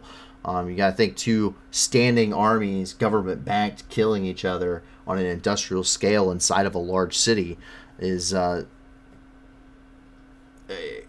hell. So that's really the concern right now. And that's really what we're looking at. The Russians, once again, are on a tactical withdrawal from most of these places. They're abandoning checkpoints. They're leaving these positions, which suggests that they've left the Kherson International Airport over by Chernobivka, as we've already addressed with previous satellite footage. So this really suggests that the Russians are really pulling into an area, are really pulling into, attacking, and defending Kherson, which we'll see. I'm sure we'll see very significant fighting. So that's the situation. The stage is set. The Russians are withdrawing. They are setting up where they plan to defend. They have the equipment, and that is what we are looking at. For like I said, the stage is set. It's ready. The battle space, the Ukrainians are shaping the battle space to the best of their ability to set conditions to do this. So we are, I'm sure, in the next few coming days and weeks, going to see some significantly heavier fighting here within the Kherson Oblast. much deadlier than what we've been seeing. Arch Instinct says the Russians could use a nuke on Kherson. The winds are favorable for radiation to blow into western Ukraine, but not NATO territory. They could just blow the dam. That is two possibilities that have been voiced very heavily. So the dam at Novokakhovka that crosses the Dnipro could be blown. That we've heard that there are at least 2 trucks filled with explosives to do that, cause significant damage to the stability of the dam infrastructure, which would cause significant flooding in places such as Kherson. There's a possibility Russia, by doctrine, a large-scale retreat by their military doctrine does allow them to employ tactical nuclear weapons in order to cover a large-scale retreat of their forces. However, I do not believe that is likely. While we are at the highest point since the Cold War of the possibility of a nuclear exchange or nuclear weapons usage, the chance, the likelihood that a nuclear weapon or of any type, dirty bomb, tactical, strategic, or otherwise, would actually be used inside of Ukraine in a military capacity is astronomically low, because of the repercussions that has. There is essentially, and goes both ways, and this is to say, there's some kind of thought process happening anywhere in the Kremlin, which is hard to believe, but it's there for self-preservation instinct purposes. I have a feeling it's there because if there's one thing I know about people who would like to kill their enemy, they would like to stay in power more. And it's almost impossible almost impossible not to using a nuclear weapon is the escalation. Like, that you can't beat a nuclear weapon in escalation. There is no going above that. Like, it's done. Like, that is it. Like, that is literally taking it from 0 to 100. Like, that's the top. That is the cap. That's the ceiling of, we do not have weapons that exist that is bigger than a nuclear warhead. Like, we do not have weapons that are more devastating on this planet than a nuclear warhead of any variance. Tactical, strategic, doesn't matter. There is no further escalation you could possibly do than that type of weapons usage. And that immediately causes escalation back. And hence, what this now does is now you're talking about there's no way not to further escalate that into a larger conflict.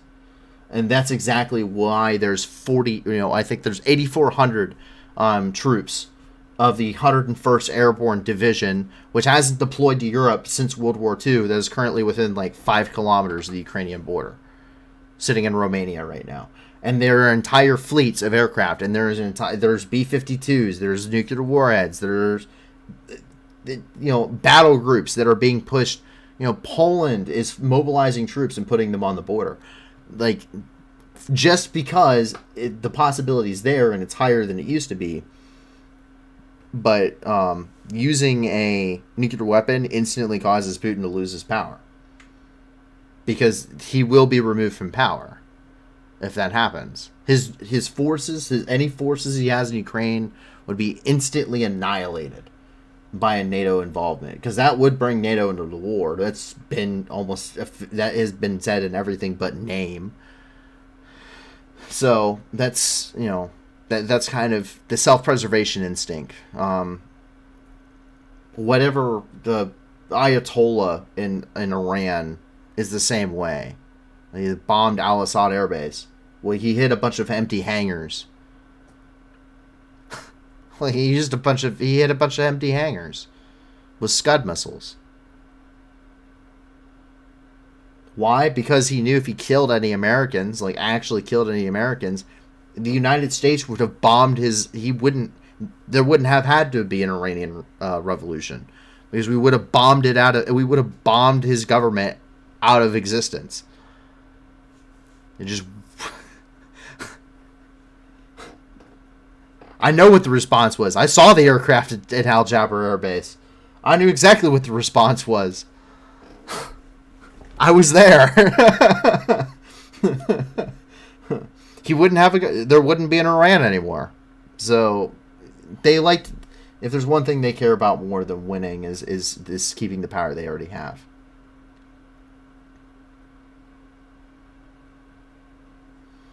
HR says, I think Putin wants Ukrainian army in the empty pocket to nuke them. Once again, self-preservation instinct. Even if he has lost his mind, I don't think the man wants to... He has all of the power. Does he really want to lose it? He's power hungry. No, he doesn't want to lose it. So, that's my personal opinion, though. We're all basing this on speculation.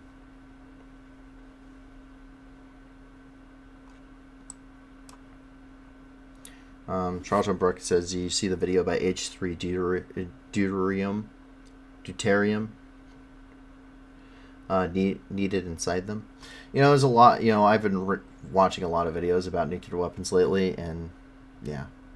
HR says he's dying, quote, or question mark. I don't know if he's dying or not, and I really don't care. I really don't. I mean, that's just how it is. It's just how it be. Have you seen the T90M in Ukraine service? That the Ukraine mod on Twitter posted a video of it. I have seen the T90M. T90M, but the T90M really isn't that fantastic of a tank. I mean, I thought it was terrifying, like as an O352. Like, it was absolutely terrifying. The possibility going up against the T90 tank. And then now I see the war happening, and I see what the T90's done, and they've blown up so many of them, it's as good as the T72. They're supposed to have... The T90 is supposed to have something called an arena CAS. It's called the arena CAS, or Close in Air Defense System. And I've yet to see it work. I have yet to see it do anything. I have yet to see the arena CAS. So it just doesn't make any sense.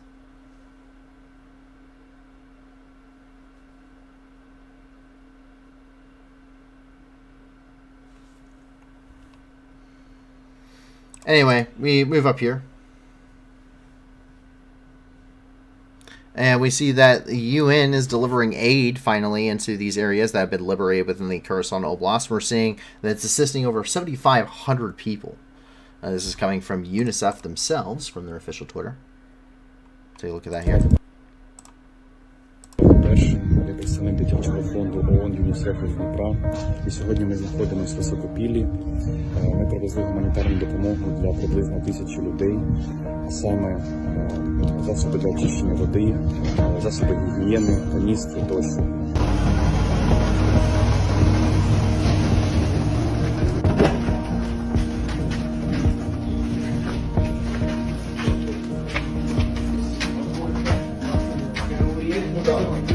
Фонд ООН ЮНІСЕФ продовжує підтримувати людей, які постраждали від бойових дій. Мене звати Павло Перший, я представник. Arch says, what T90 air defense doing? Yeah, no kidding, right? And that's all T90s, by the way. So, what I have here, for those that may be new to the channel, so, what I have here, this is what I got when I went to school for being an anti-tank missileman. This is the book of knowledge. And I don't know if you can see it there, but if you look past the cat tree and you look at the bottom, that's all of my manuals and everything that I've gotten for my entire duration in service. And it covers, I have Javelin manuals, I have tow missile manuals, I have machine gun manuals, infantry tactics, small arms, everything that I possibly would have came in contact with when I was in the military, like in my job field and in my company as a weapons company. I have a manual for it, and it's there. So I even have stuff that is for working with special operations forces and combined joint task forces. So to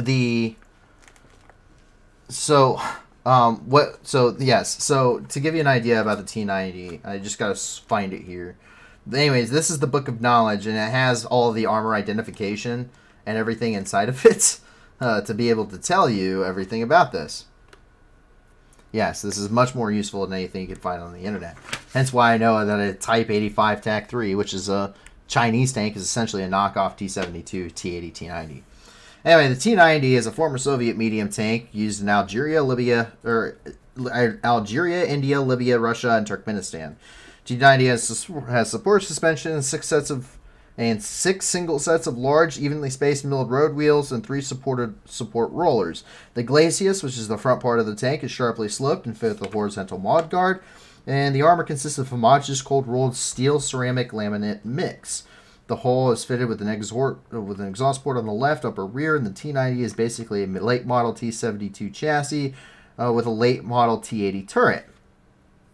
The T-90 has a low, well-sloped turret with a PKT 7.62mm coaxial machine gun and an SVT 12.7mm or KPV 14.5 anti-aircraft gun in the tank commander section. The armament is a 2A46 and 425mm main gun with a maximum effective range of 4,000 meters. The main gun has a concentric bore evacuator forward of the barrel center line, capable of firing the reflex or severe anti-tank guided missiles.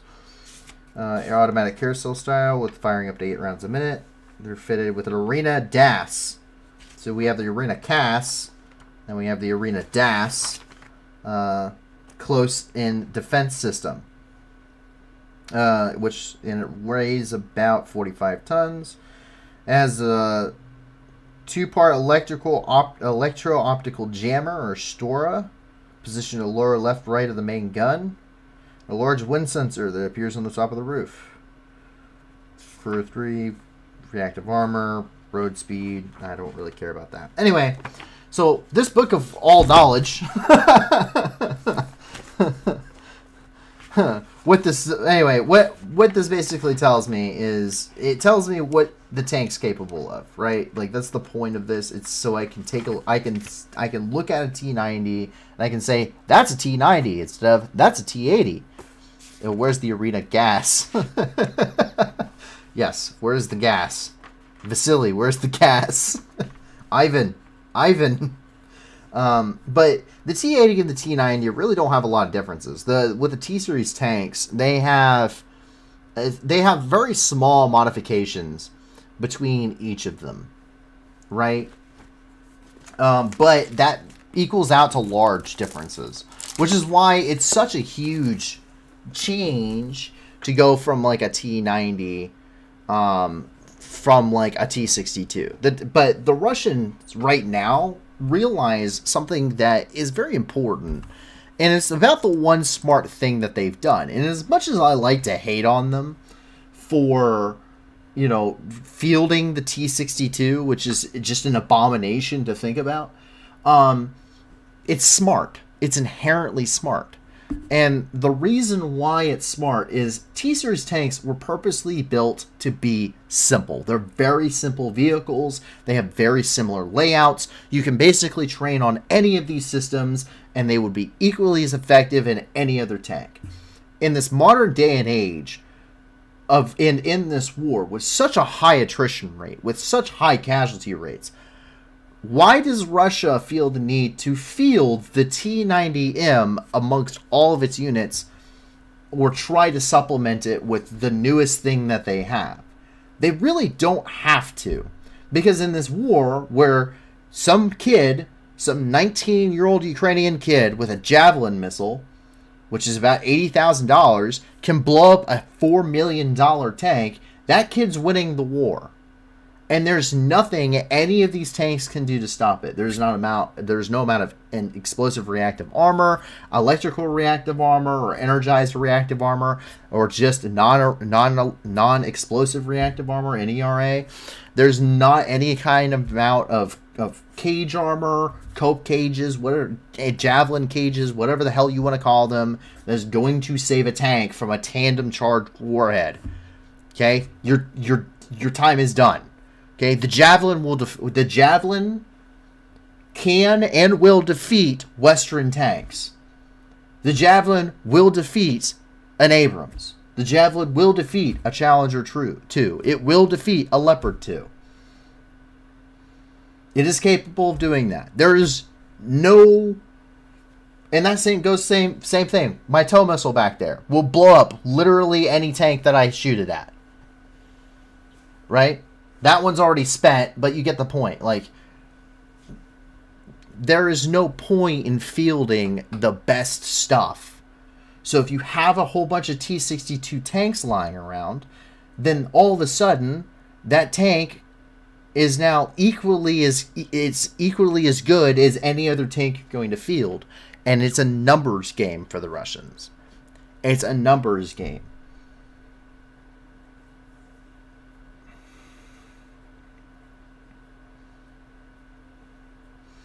William Young says, is there active rocket interceptor armor, or am I making that up in my mind? No. So there's different types of armor.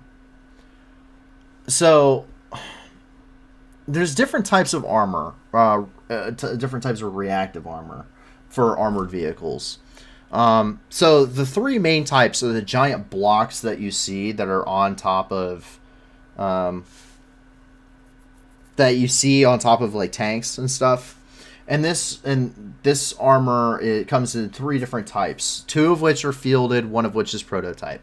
You have the most commonly known one is called explosive reactive armor, and it's an explosive charge wedged between two thin sheets of steel, and it's a shape charge that blows outward, and it destroys the incoming warhead, and so that way it loses all of its momentum before it's able to penetrate into the tank. That's the point of that armor. It's relatively expensive to produce, and that's all the blocks that you see on a lot of these tanks. The other type of reactive armor, that's ERA. You have NERA, which is non-explosive reactive armor. And what that is it's a piece of rubber, is probably the most commonly used thing. It's a type of rubber that's, or absorbing material that's in between two thin pieces of steel. And the point is that the armor, or that the tandem warhead, it penetrates the armor, it penetrates the outer piece of steel, the molten copper jet that is created through the explosion of the warhead ends up, getting absorbed and burning away the inside, but it basically gets trapped inside the ER or the NERA, and that keeps it from destroying the tank or severely damaging it. That's the thought process. It's also a lot cheaper than explosive reactive armor because it's just metal and rubber. The one that's those two are fielded. The one that's not fielded right now is called XRA or XERA. That is energized. So that's using electrical current, and that's something that's being tested right now. It's using an electrical current on the outside of the tank that intercepts the missile and therefore causes it to detonate before it actually hits the armor of the tank, and also dissipates the charge before it can punch through the armor.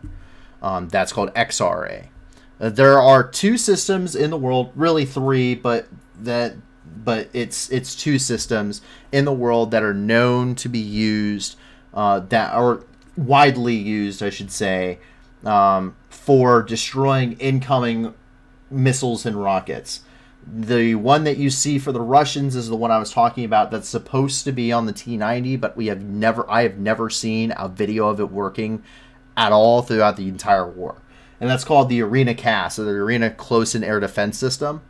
And so what it does is it basically fires like a giant shotgun. It fires projectiles into the air that intercepts the missile once it's been detected by the sensors on board, or if it's been activated by the crew. The other type that we know of and that you see on American systems and on NATO systems is called the trophy system. Not every vehicle is outfitted with this. We do know that does work. We've seen it done in testing. And I do know that it works against certain missile types. I'm not going to talk about which ones because I don't think I can disclose that information. But the trophy system does do that. The trophy system, similar thing, fires projectile, intercepts the incoming round before it even has a chance to get anywhere near the tank, destroys the incoming projectile before it has a chance to actually penetrate through the armor or any of the other reactive armors around it. There's other systems on board these tanks that prevent this. The T-72 and onward have something that this is one of the most terrifying things as a tow gunner, is the fact that the tow system, the ITAS, has a laser rangefinder in it. And you have to do what's called passive lasing of a tank. You have to laze, in front of and behind the tank and to the sides of the tank. Because if you directly laze a T-90, It's supposed to have a sensor on board that can determine it will back azimuth, or it will trace that laser's point of origin. And then the T-90s are supposed to have a capability to turn the turret automatically, because it has an automatic rotating turret anyway and an automatic loading carousel that can fire up to 8 rounds a minute. And what it does is it's supposed to back azimuth the main tank gun, and it will fire a 125 millimeter main tank gun at the point of origin of the laser and to 15 degrees, and it will automatically reload and chamber and fire 15 degrees on either side of the T-90 tank, or to either side of the point of origin, and that's to prevent or interrupt escape of the crew of whatever laser system was being used. So if you hit something directly, that's called actively lasing a target. If you're hitting something indirectly, meaning you're lasing around it to figure out the range of something, it's called passive lasing or passive ranging. So that's something that you as a gunner are actually trained to do in the course, is to understand. This is why identifying different tanks is important, because the T-72 shouldn't have that capability, but the T-90 should. And that keeps you alive, because I can laze the T-72. I can't laze the T-90, because if I laze the T-90, it's going to shoot back at me before I even have a chance to fire my missile, let alone ensure it gets to target. So, I hope that answers your question. Up here in Kiev, we see that energy infrastructure was once again hit. Kamikaze drone hit energy infrastructure, as reported by Alexander Vilkul, who's the head of the Regional Military Administration. Profound damage has been made, and several areas of the city were left without electricity and water due to the attack. Coming from his official Twitter, or his official Telegram, sorry. Also coming from Ukraine World.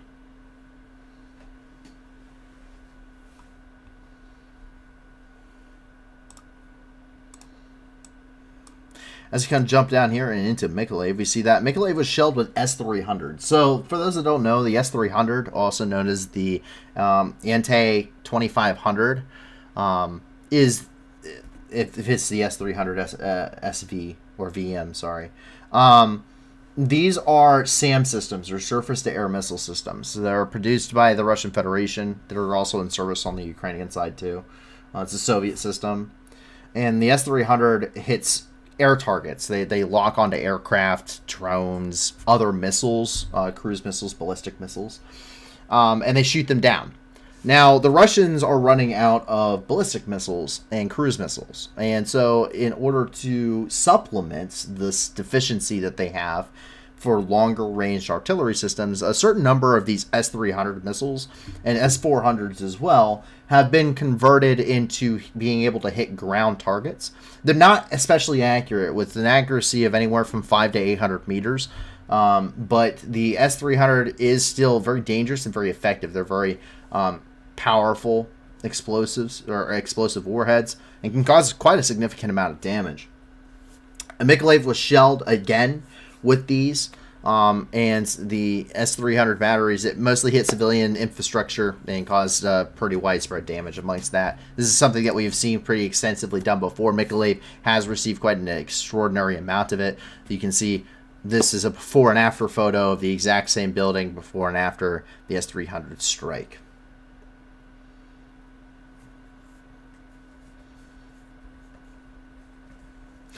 One Ant says, will be the drones technology better than tanks in the future for defense? It's a good question. And it's a question that's really hard to answer. That's something that's important and that most people don't understand about warfare, is that it's not always about the cool toys.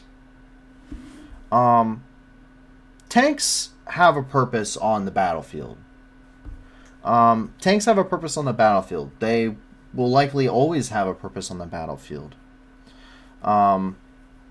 and they'll probably become more automated, and we're already seeing that with like the Abrams X, right? But your rifle is a tool. Your night vision is a tool. The Humvee is a tool. The jets, whatever jet you use, is a tool. And they have different roles. They have different purposes. You don't use an A-10 to dogfight in, and you don't use you don't use your F-15 for close air support, right? It's an air supremacy fighter, right? Everything is a tool, and a tank's a tool in war. Missiles, defense systems, they're all a certain tool, and they fit a certain job.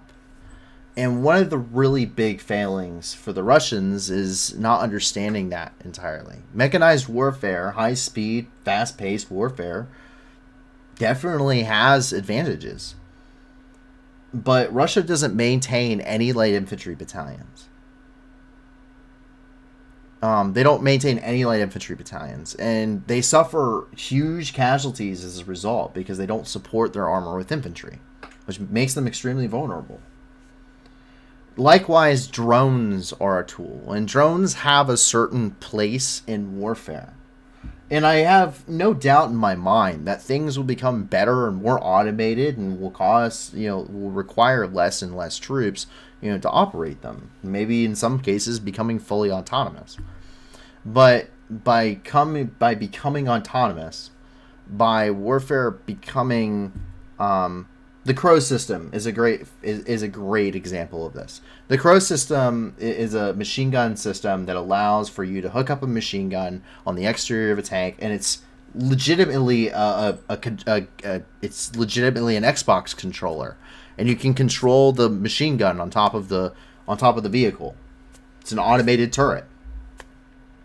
But it's a really bad idea to do that for every single vehicle. When I was in Syria, we put a Crow system. We would put a 50 caliber machine gun, because the 50 cal has the longest range for what we were using at the time. We put a 50 cal on the front vehicle in a Crow system, and every other single turret, every single other vehicle in the convoy would have a living turret gunner. Because the front vehicle is the most likely vehicle in the convoy to strike an IED. So everyone inside the vehicle is alive. They'd be the safest. And putting a gunner in a turret and striking an IED is incredibly dangerous. Incredibly dangerous. And it almost guarantees them to be a casualty. So, but the reason why it was just the front, the reason why it was just the first vehicle is because you lose situational awareness. You lose your tunnel vision. You're forced into a tunnel vision. Your camera or cameras is the only views that you have. A gunner's job in a turret is to be the eyes and ears, is to be looking 360 degrees, to be able to tell if the guys behind you are falling behind or having issues, to be able to look side to side and check your 9 and 3 o'clock and be able to tell what is happening on the area around you and spot and get that gut feeling when something is wrong. Automated turrets don't allow for that to happen. And as a result, not having that field of view, that's what makes tanks vulnerable, is not having that situational awareness, not having that field of view, which is why they have to be supported by infantry, which is why they have to be supported, why they have to have other assets, is because they're vulnerable when they're buttoned up and they're ready, and that's with a living crew, let alone it being an automated thing. So drones have their purpose. Drones have a good purpose in warfare. And I've tested some things for it. Using drones to improve the range and accuracy of artillery and mortar fire. Something I've tested when I was in my unit. Turns out relatively effective, and we see it being used in Ukraine. And we can see that it's things like the Switchblade, right? It's perfect. But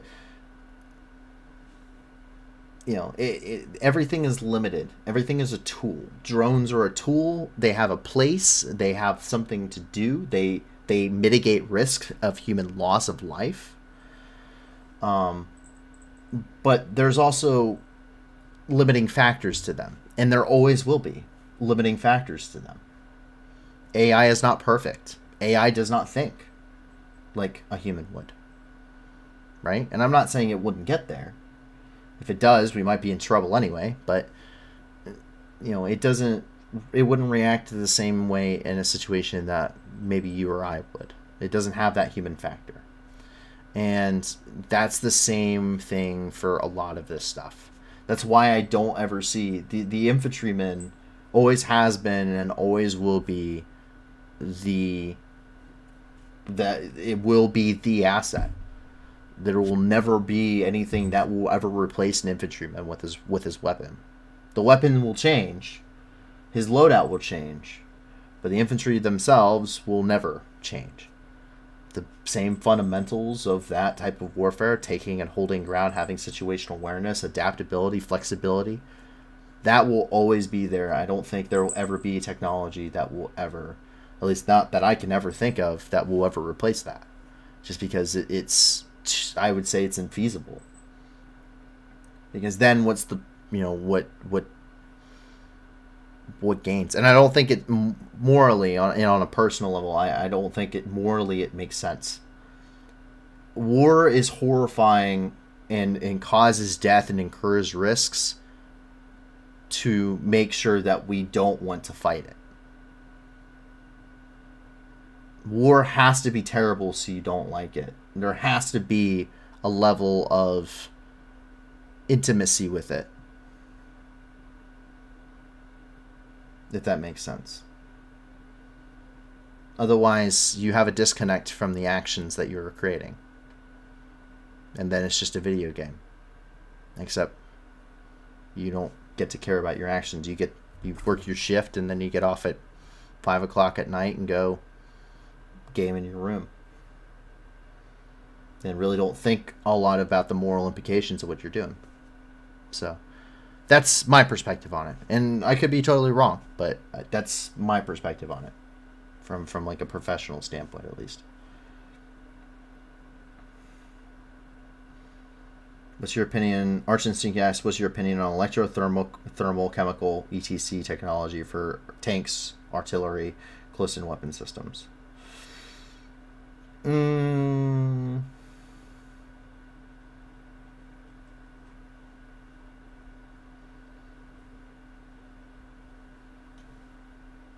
I really don't have an opinion on it. Just because I don't know enough about it.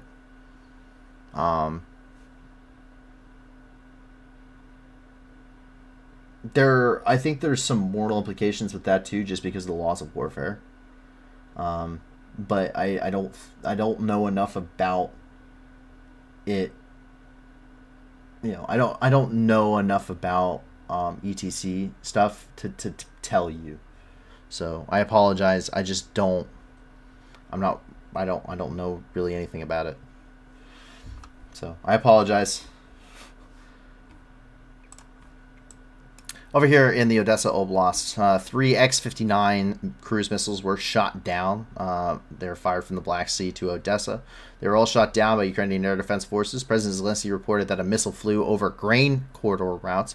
Russia pulled back from the grain deal on October 29th and announced to rejoin on November the 2nd.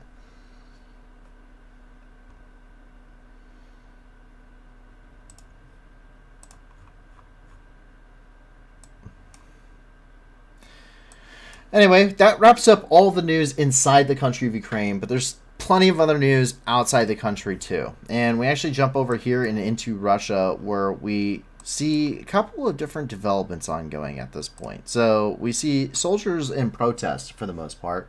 Soldiers protest as none of them have been promised the 300,000 rubles. This is one of the videos. The female commander informs it that they misunderstood the government initiative. The 300,000 bill was only proposed but never passed by the State Duma. Я с Москвы приехал в свой родной город, чтобы уйти со своими ребятами, потому что родина. И потому что президент обращение сделал ко всем. В военкомат я пришел, сказал, мне объяснил военком, военный комиссар, что говорит, вы только туда, как приедете, в течение 2-3 дней единоразовая выплата будет в размере 300 тысяч. А дальше уже будет. Давайте искать, кто нас обманул. Подождите, по поводу 300 тысяч. В Госдуму был внесен депутатами Коммунистической партии Российской Федерации законопроект. Он прошел только одно чтение. И все, его сняли с повестки дня. Про 300 тысяч. Хорошо, а кто свои партийные билеты нахуй и пошли. Obviously, them boys are not very happy, and as we jump down here just south of them, we can see that they're not the only ones.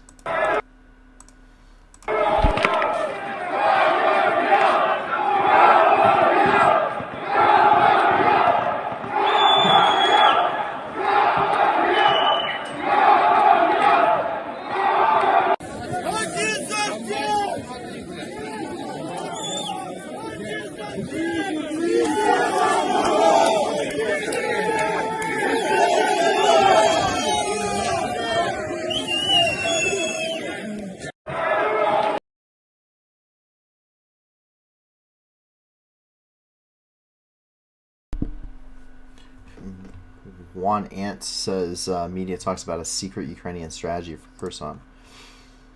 You know, Ukraine continues to surprise me in everything that they do regarding this war. They very much outperformed what was expected of them. Like, even I, at the beginning of the war, when this first happened, I was like, there's no way. Like, there's no way. Like, Ukraine's screwed. Like, the United States, like, has to help them. Like, they're screwed. And every, you know, on paper, that was the reality, you know, like, because, you know, I saw, you know, Russia wasn't, you know, fighting any major wars, so their best stuff was in Syria, right? Like, the best of what they had to offer was in Syria with their Southern Command. And so I thought, I went up against literally the best that they had, you know, and their Wagner guys and everything else, and, you know, along with pro-Assad forces. You know, and it was, you know, there's no way, right? There's just no way. I've seen what the Russians are capable of. And I see their shortcomings, and I know that the Russians have pretty severe shortcomings. But, you know, the Russian involvement in Syria is relatively small scale. It's pretty big, but it's about the size of the U.S. coalition there as well. And coalition partners included in that. But... you know, Russia on paper, you know, was a lot more than that. And that you know, that's the perception they were able to maintain. And it's very impressive that they were able to maintain it, you know, for so long. But reality speaks for itself. I mean, we're on day, you know, 254, you know, 255 technically. And Ukraine is still fighting. So it speaks very heavily of the Ukrainians and their capabilities using essentially the exact same equipment, you know, minus the Javelin and the In-Law and the Bayraktar. You know, that's really the advantages that they had at the beginning of the war. Now look at what they got. You know, the HIMARS is literally a game changer. It is the turning point of the war for them. You know, is that. So it's, you know, on paper, you know, and I will happily admit I was proven wrong. That's perfectly okay, because and that's not because I don't like Ukraine. It's just because that on paper it didn't make sense. But that should go to show for a lot of things that, you know, no plan survives first contact with the enemy, and that's exactly what happens. You know, that's what happened with Ukraine. So they do surprise me. I'm very impressed with their battlefield capabilities, but the general rules of warfare really don't change.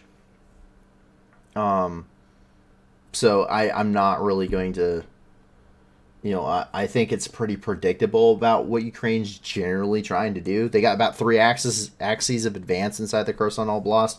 One over by Kherson, one over on the eastern flank where they rolled the Russian flank, and they got one pushing from the north, which I heard is where they're getting the most significant gains. So They have 3 different points of contact, 3 different axes of advance. They actually are probably capable of actually pulling that off and supplying it properly. And the Russians are already tactically retreating. So I think it's pretty straightforward up until they get into Novokakhovka and up to the Dnipro River and to the city of Kherson. And then that's where the question is how they handle it from that point on is really what's going to define the Battle of the Kherson Oblast. That will define it, I think, is really what we can expect. I don't think there's a secret strategy. I think it's more or less a,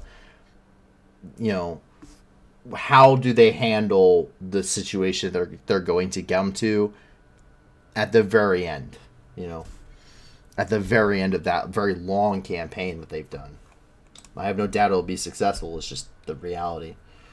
But I don't think there's a secret strategy. I think it's just a lot of bravery, a lot of luck, and a lot of, no better way to put it, a lot of balls. There's a blast from the past here in Krasnoyarsk. We won then, we'll win now. So as the morale is absolutely deplorable for the Russian mobilized troops, they held a parade here in Krasnoyarsk. Look at all those Soviets.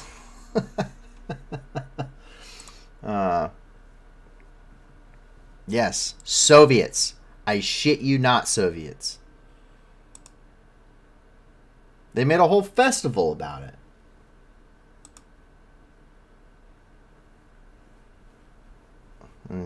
Look at that. Yep, there's the modern ones. Yeah. Look at those VSSs and look at the... Yeah. Look at all that. Look how everyone has an optic on their weapon. Look how every single guy has an optic on their rifle.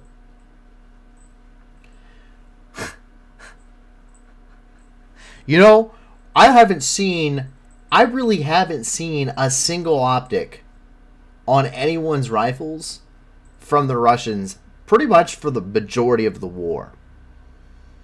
You want to know why? Because they don't have any. Once again, they're keeping up the look. It's the look. And except they're just doing it for their own people. The Russians live in an echo chamber, by the way. So this is the situation here. But yeah, look at that. Scope, scope, scope. Guarantee the guys here have a scope. I think that's a scope there. This guy has a freaking grenade launcher. I don't even know if it works. Yeah. You see, that guy has a grenade launcher. Yeah.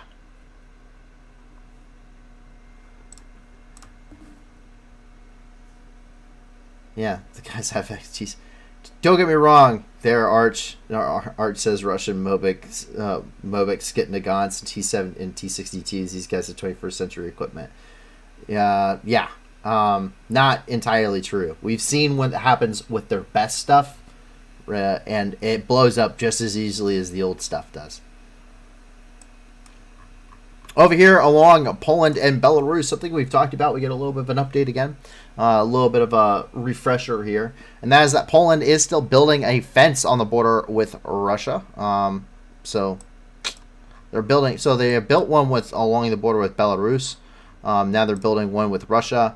After they completed the 186-kilometer border wall with Belarus, Poland is constructing a border with Russia's Kaliningrad Oblast due to the threat of flow of migrants from the Middle East and North Africa.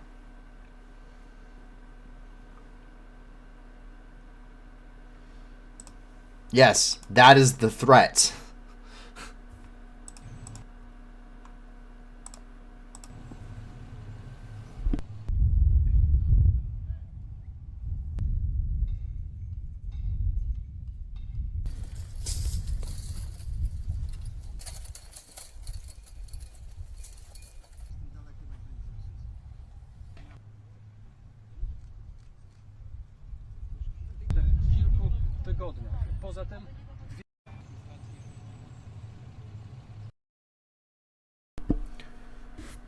By the way, that sucks a lot.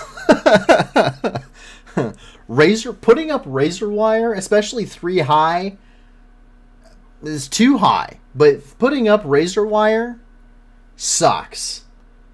I have every single uniform I have is ripped because of this.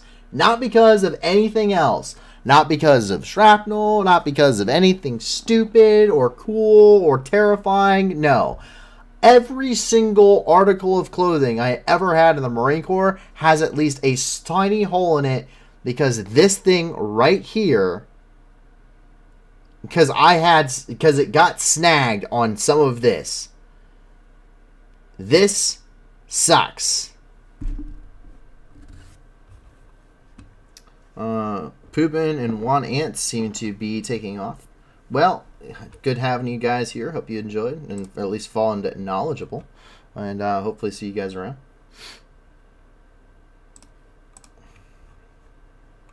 But yes, this sucks. Up here in the United Kingdom, Britain is donating 195,000 winter uniforms. See, this is something that has been a question is, where are, okay, Ukraine has mobilized a lot of troops, right? They've been fighting, through the end of the winter, the end part of the winter, and in all through the spring and the summer and the fall. And now we're getting ready to get back into the winter, and this war started after the coldest part of the winter. So, what is Ukraine going to do? These guys don't have proper equipment. And Britain is donating 195,000 pieces of equipment, and they are donating more. I mean, they're outfitting the troops that they are training there. They're outfitting them with equipment. So these guys are going to the front lines with equipment. Like, these guys are going to war, and they've been trained, and they're being equipped by the United Kingdom from its own stockpiles. You see this coming from Defense HQ here, which is the Ministry of Defense of the United Kingdom. Take a look. This is the official videos that they have.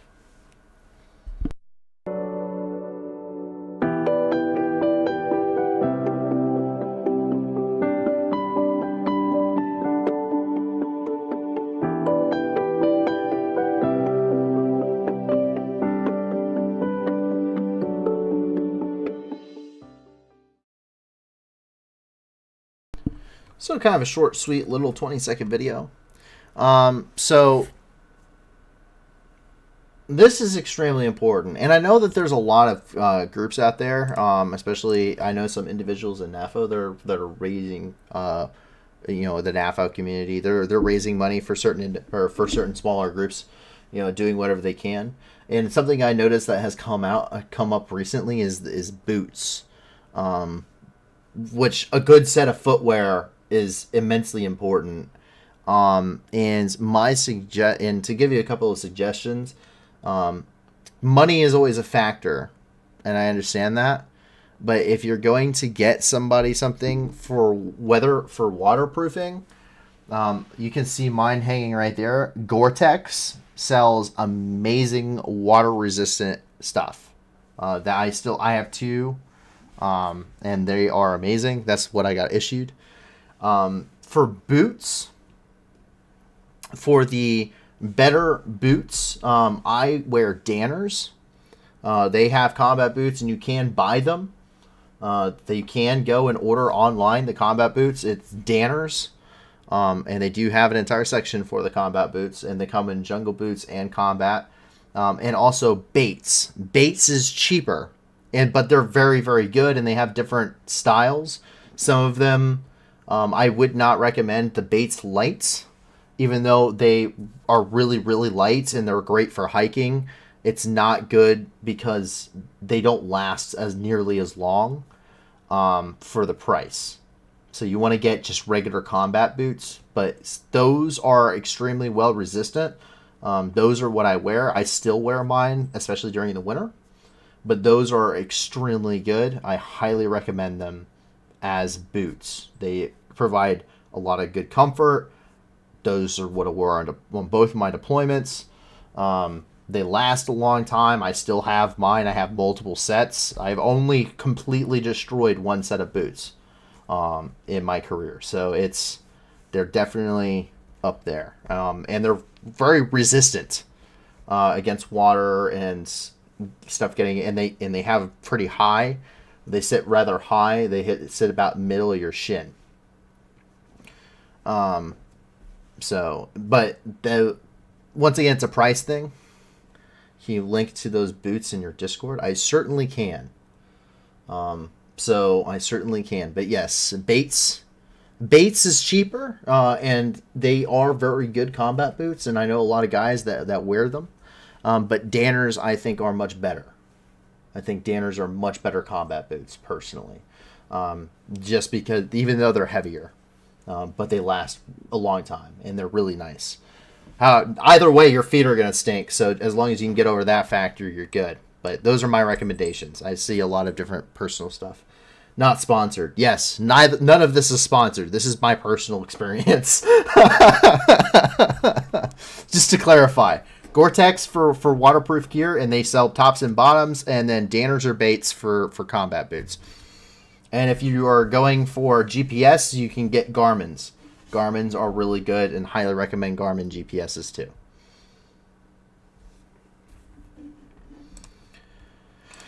We start to move down here, and over here in Malta, hundreds are still in need of rescue here in the Mediterranean. 572 people aboard Geo Barents, 234 on Ocean Viking, 179 on Humanity 1 are still waiting for a place of safety to disembark. From October 27th through the 29th, MSFC has conducted 7 rescue operations in international waters off Malta's SAR zone. 3 pregnant women and more than 60 minors were among the survivors. This is regarding a large wave of immigration here coming across the Mediterranean.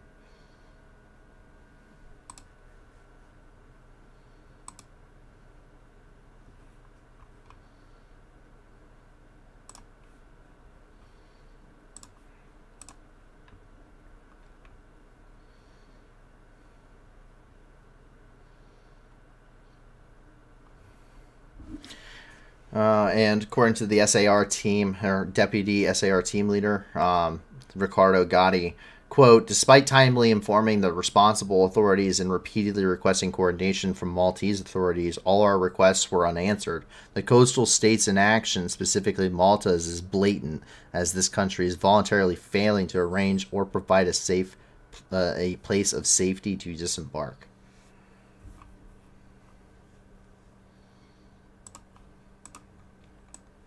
As we move down here and into the Middle East.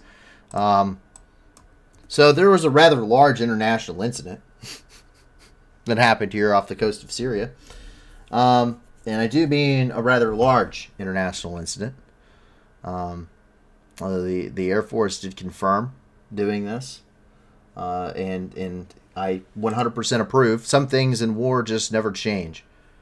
Once again, a rather large international incident off the coast of Syria here.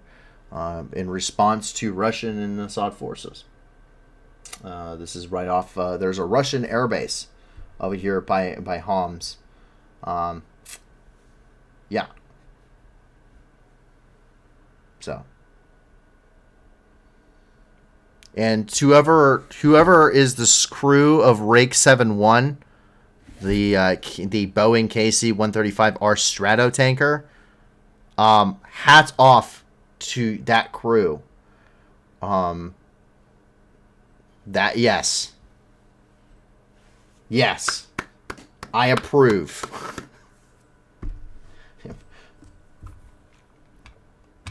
Thank you. And I'm just saying, that's coming from a Marine talking to the sheriff force now, and I'm saying I approve of something they do. You know how rare that is? It's not a grain of salt. Not a grain of salt. Man, that's a big deal.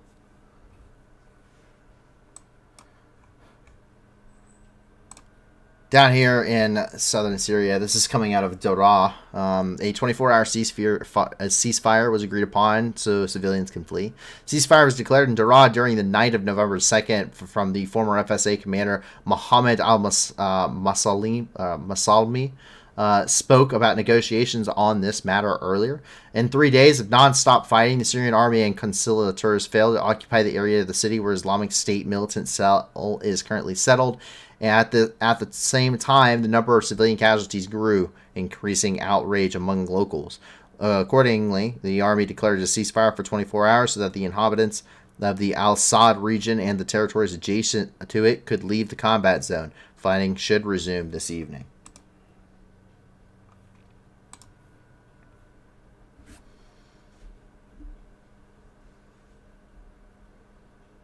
And I want you to think about this. Think about... Look at the buildings. Look at the buildings behind this child.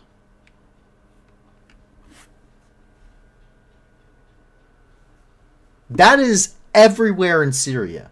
That is everywhere in this country. Everywhere. There is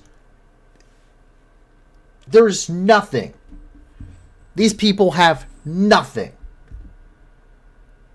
Absolutely nothing.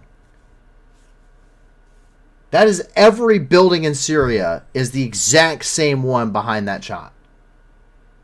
If it's not just completely flattened.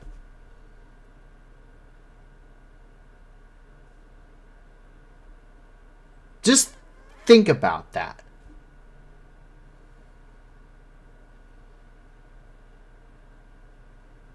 They are literally...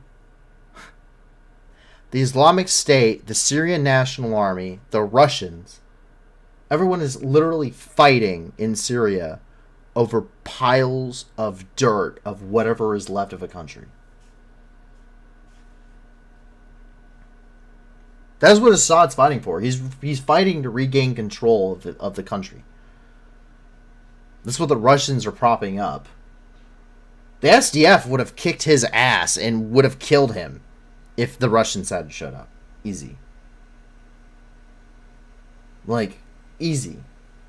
The Russians are literally the only people propping up this government. Otherwise, Assad would have been annihilated. And so, yeah, it's just... But it's just a complete indiscriminate, just massacre of civilians. And you know where they're going? They're going to... Most of these, if you can't tell, look. See these people? Do they look like they have cars? No. They are going to walk. And they're going to walk a long-ass way. And some of them are going to die. Because they will hit an IED. Or ISIS will target them with an IED. Or the Russians will bomb them on their route. Or the Assad regime will bomb them on their route. Or pro-Assad militants will engage them along their route. That's the reality. And when they get to the refugee camp, there's a possibility the Russians or the Assad regime will bomb it. Or there's a possibility that their children, like this young man here, will be brought into the Islamic State.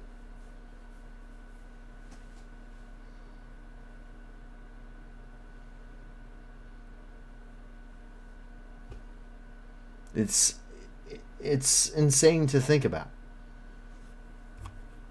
It was one of the most saddening things I ever witnessed in my life.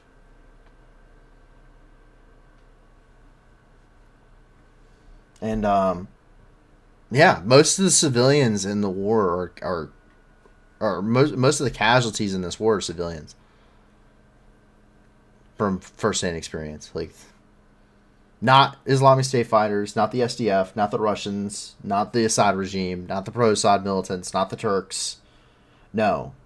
Most people killed and wounded in this war are the elderly, women, and children in civilian populations.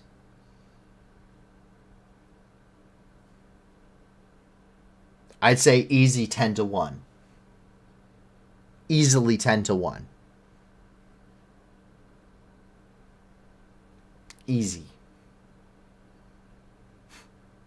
I mean, for every 10 civilians that came in, we would have one SDF casualty. But in my time in Syria alone, 6-month tour. There's a 6-month tour in Syria. And two corpsmen, which are medics. They're Navy medics, essentially. That's what a corpsman is. 2 corpsmen in my company alone. Keep in mind, we have 4 corpsmen. Okay? Because we have 4 different platoons. 2 corpsmen alone in Syria, in just my company, treated almost 1,000 casualties between the 2 of them. Just between the 2 of them. That doesn't include the combat life-saving Marines, which the majority of the company was certified combat lifesaver, which we assisted in treating civilians too. We assisted in treating wounded, period. Right? So that doesn't include them. That doesn't include the SDF guys that we're treating. That doesn't include the Green Berets, the Rangers, the SEAL teams. That doesn't include the Polish. That doesn't include the British. That doesn't include any of, that it doesn't include the French. That doesn't include any of the coalition partners. 2 in 6 months, 2 corpsmen in my company treated almost 1,000 casualties by themselves. Not including everyone else that was treating casualties in 6 months.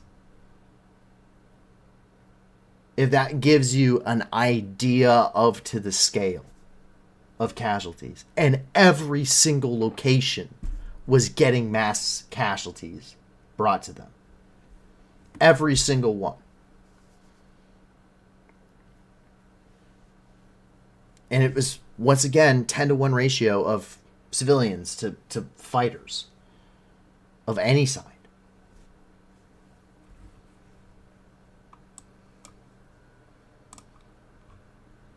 That's the war in Syria, if to put the human cost to it.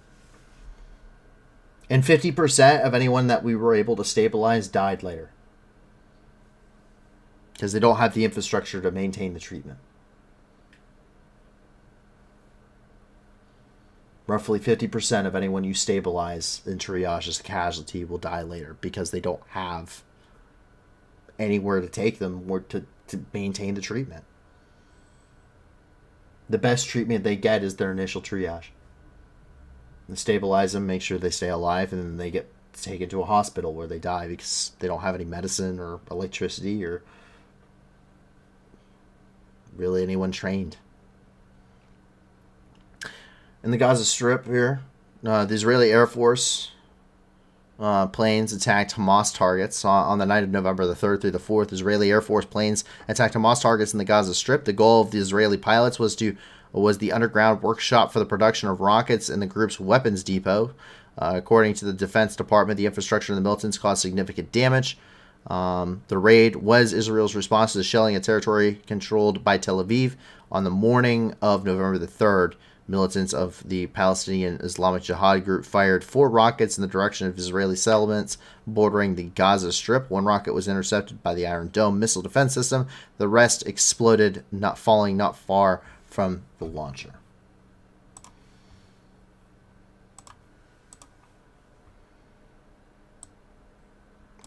And get some actual thermal camera footage of that strike.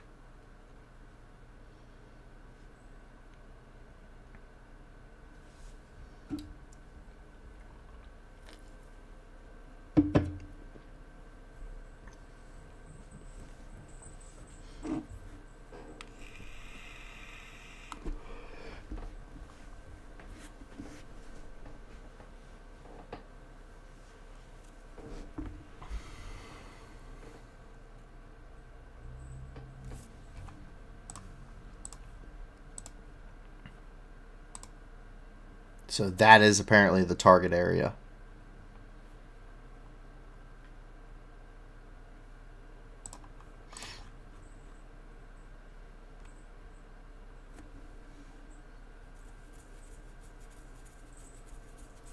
Artisan Stink asks, do you think Israel has become an apartheid state since the video has come out of people being arrested, homes demolished, children attacked, etc.? Well,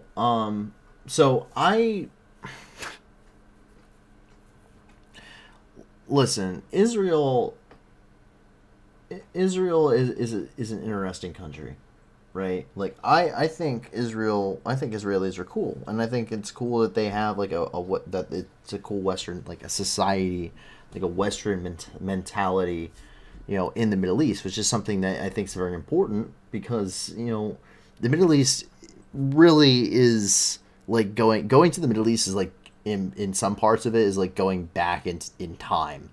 It's insane.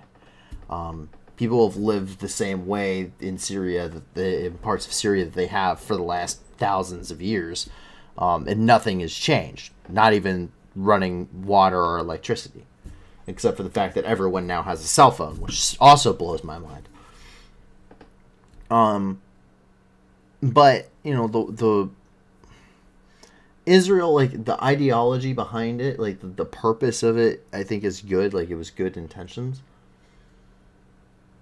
And I understand that there's a lot of animosity from the Israelis because literally they're surrounded by people that would love to kill them all, because they do not get along whatsoever. The two of the oldest religions in the world killing each other, that's the basic principle. But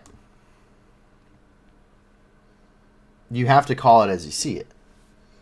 And Israel has, especially over this past year, has done, some absolutely terrible things. Like, inherently, Israel has done just some absolutely terrible things. And the mentality of the Israelis is terrible. And I understand that there are, once again, jihadist groups that do want to kill them just because they are Jewish or Israeli, just because they are there. And I understand that the threat exists, and that threat will likely always exist in that region. And I understand that there's probably a lot of animosity because of that. But that still doesn't make it right to, push people out that were there before your country even existed. That doesn't make it right to beat people en masse or to attack a mosque while they're worshiping.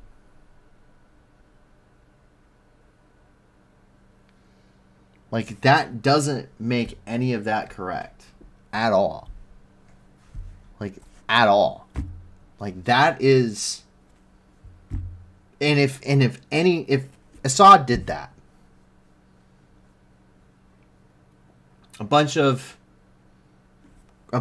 think about it. If Assad, right? If Assad went and attacked a church of Christians based off of a Christian coalition that was happening, like, the Kurds, there's like a Christian group here, and say, we're not even going to put it in the Kurdish territory. Let's just say over here in Palmyra, we'll say there's like a church in Palmyra, right? Instead of a mosque, we'll swap out one of the mosques.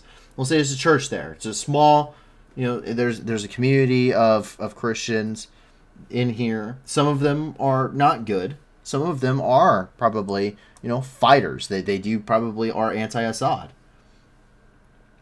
If it was Sunday morning,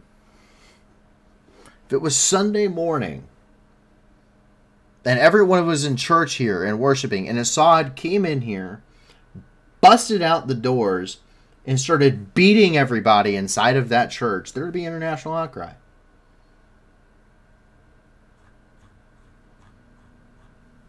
There would be international outcry.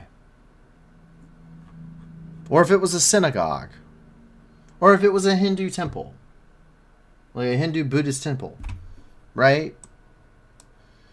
Or if it was, you know, there would be international outcry.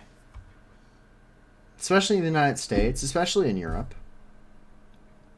So when Israel goes and does it to a mosque, that doesn't make it okay. And we've aired them doing it. Right? Like, it doesn't make it okay. Like, you don't, like, I don't understand. This isn't something else I don't understand. I don't understand the mentality. I think that's part of it. Like, I don't understand the mentality. Like, I have every reason. I have every good reason. I have been shot at. I have had people try to kill me constantly. I have been hit with rocks. I have had Molotov cocktails thrown at me. I have been told to go die in a hole. I have had rockets shot out at me for a month and a half continuously. I have had IEDs in place everywhere and with every purpose to kill me. I have had all of this happen, right? And I don't hate Muslims and I don't hate Arabs. Because why should I?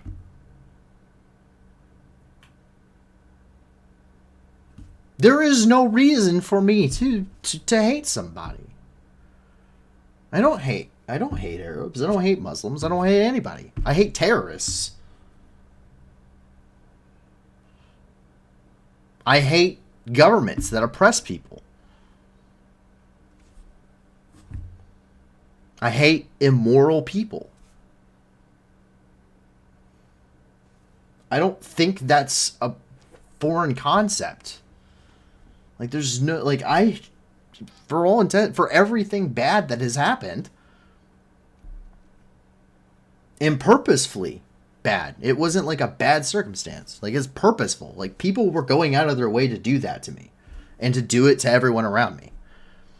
But I don't hate people because, like, I don't hate a large group of people because of that. I don't even hate Russians.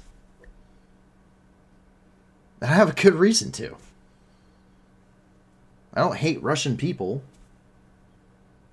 I hate their government and I hate their army. So, like, the majority of Palestinians aren't part of jihadist group. They're not. But that's the majority of who's dying and who's being attacked on their holy days when they're worshiping. Like, that's not right. That's not okay. And you shouldn't do it to anybody. Like, that's frustrating to me. And that goes for anywhere in the world. I do not agree with any country in the world doing that. By oppressing a person, I don't agree that you oppress somebody based off of anything. Based off of, you know, everyone is equal. Even if it's something I may not personally agree with. I don't personally agree with Islam. I don't personally agree with a lot of things. But it doesn't mean there's not a moral thing of right and wrong. You can understand that something is right and not agree with it personally. Like, I don't understand how that doesn't, like, click for most people. My opinion doesn't matter if it's morally correct. Everyone is equal.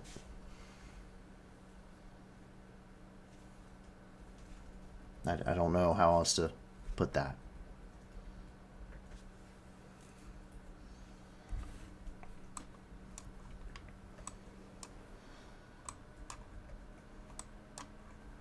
Over here in Iran, an update on civilian casualties coming from Iran Human Rights reported at least 277, including 24 women and 40 children having been killed.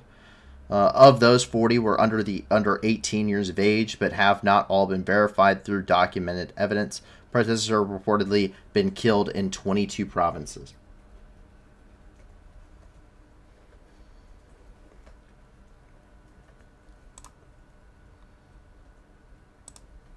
And protests do still continue. Despite that, the police continue to brutally treat protesters. Dozens are known to have been killed and wounded.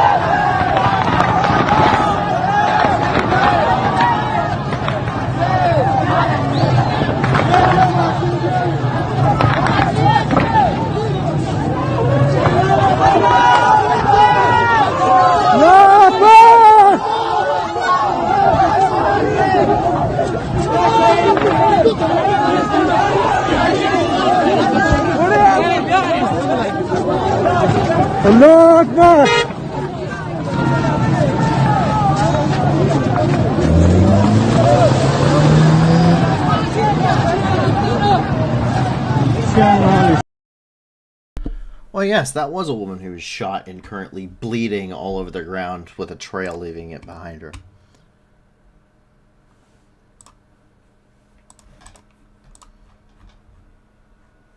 Once again, I don't agree with brutal governments who oppress their people. And Iran's one of them.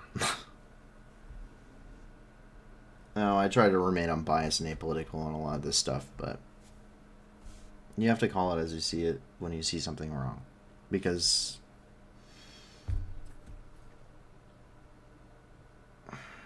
there's a quote by Elie Wiesel. Pull up my... It's a very important quote, and I think it's worth listening to. And I actually put it in my latest article at the very end. So this is from Elie Wiesel's acceptance speech of his Nobel Peace Prize.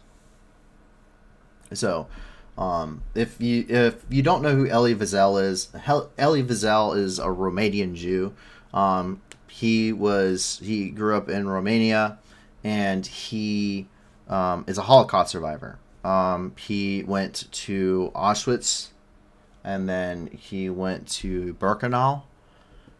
He survived. He was liberated by the United States, by the U.S. forces and Allied forces. All of his family was killed. And then he went on to write, he was a very famous author. He went on to write a book series. He had, and it begins with Night, which is one of the most impactful books I've ever read in my life. I read it very young. It's a very, very impactful book, and I highly recommend reading it. And it's a memoir about his time, in the concentration camps and during the Holocaust. And he was an activist throughout his entire life. And he was an author, and he was a professor, and he was very vocal. He helped create the Holocaust Museum in D.C. and in Washington. And he also is a Nobel Peace Prize laureate. And he stated, quote, "We must take sides. Neutrality helps the oppressor, never the victim. Silence encourages the tormentor, never the tormented. Sometimes we must interfere. When human lives are in danger, when human dignity is in jeopardy, national borders and sensitivities become irrelevant.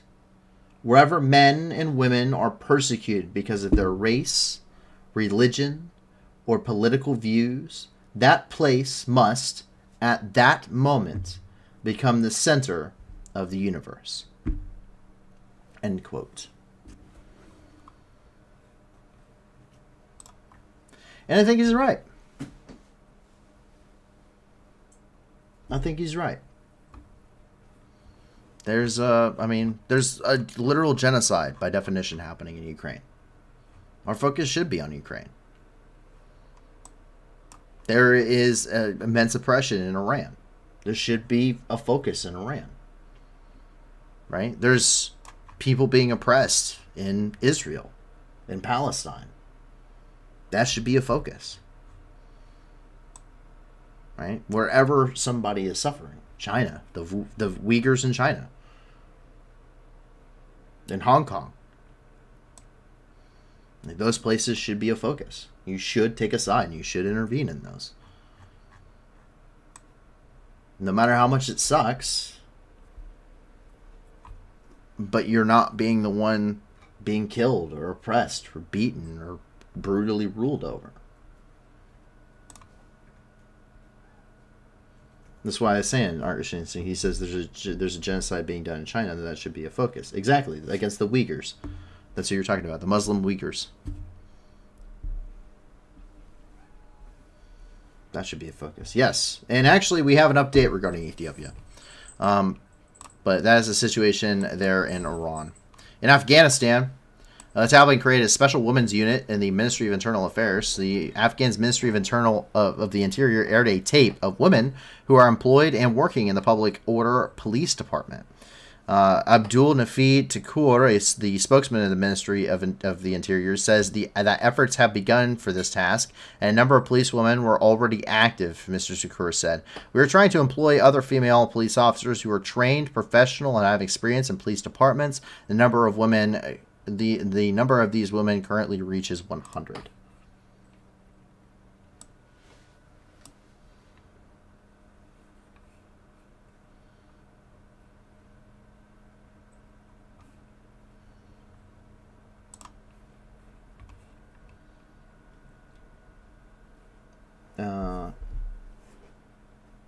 Wait, is the spelling Eli was yes.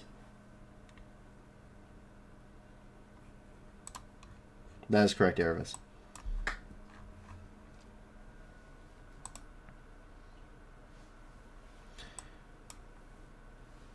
And right now we have, this is here in Pakistan. An unknown person attempted to kill the former Prime Minister of Pakistan, Imran Khan. An unknown person made an attempt on the life of the country's former Prime Minister, Imran Khan. The incident took place in the city of Ganjawala, in the Punjab province, through which the politician and thousands of his supporters were marching, and our man reportedly opened fire on the demonstrators. One person was killed in the shelling, and 9 more were injured. The bullet hit Khan in the leg. Nothing threatens his life at the moment. For security reasons, Khan was temporarily evacuated to Wazirabad. The security forces detained the shooter, and his identities and motives of the crime are being established.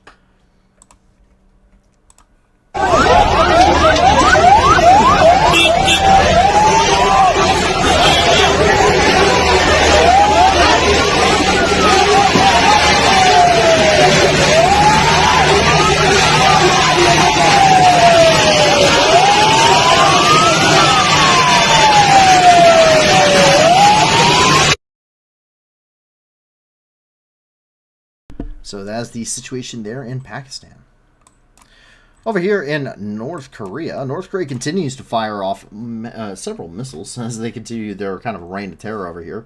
On the morning of November 3rd, North Korea again launched several ballistic missiles. According to preliminary data, 3, one of them, presumably long range, fell into the Pacific Ocean about 1,100 kilometers east of Japan.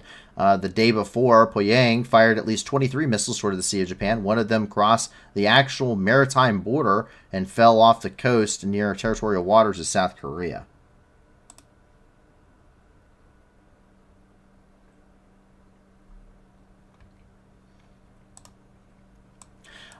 Best friends is what I have titled this. That's because U.S. intelligence satellite footage confirms that North Korea has been supplying weapons to Russia, and we see this where this is all coming from Reuters report. So if you guys want to read more into that, by the way, if you go into the description, you can go onto our website too.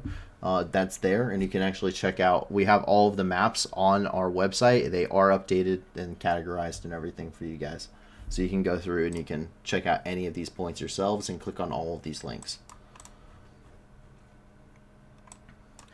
And in Africa, regarding the situation with Tigray in Ethiopia, where there has been ethnic cleansing and crimes against humanity, which have been ongoing.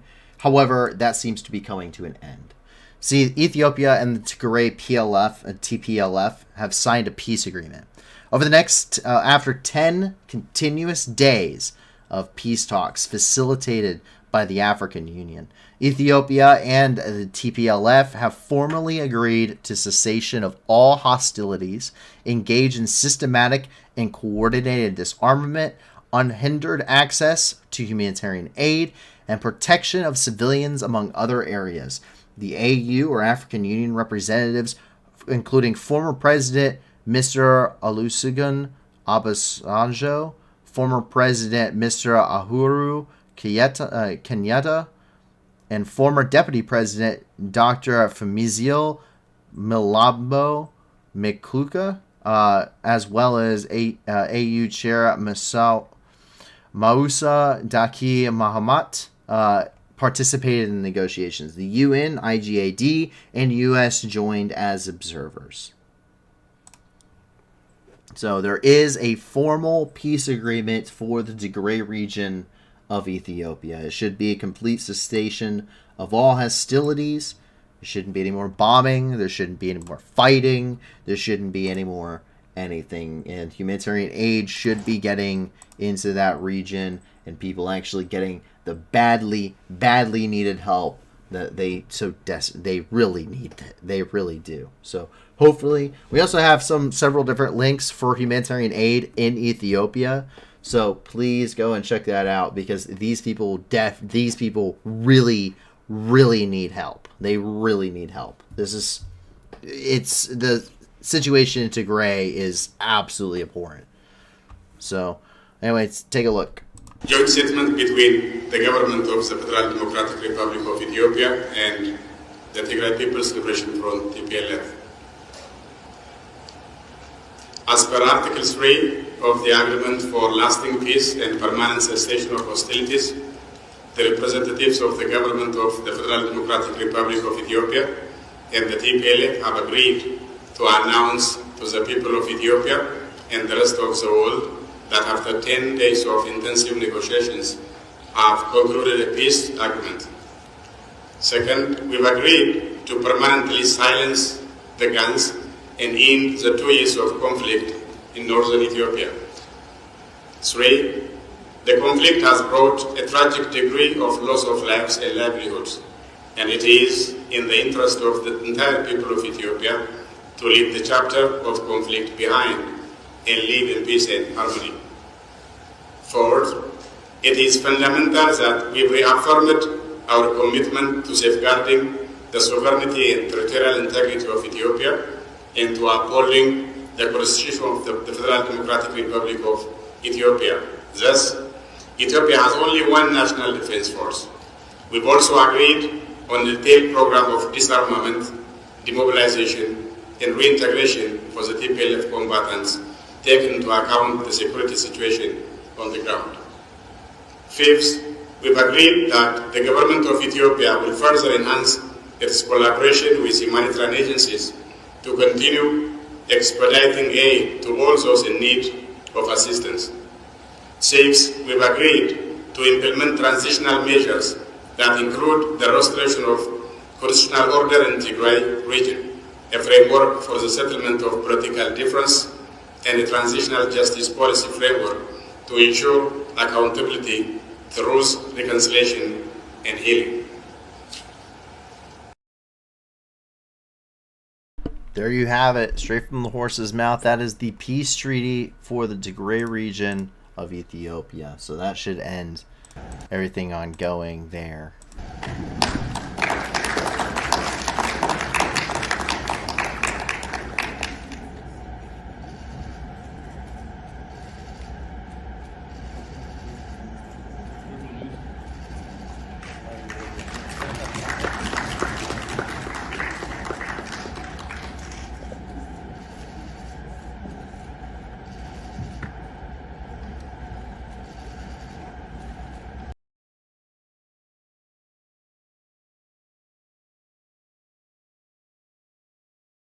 You see them signing that peace treaty.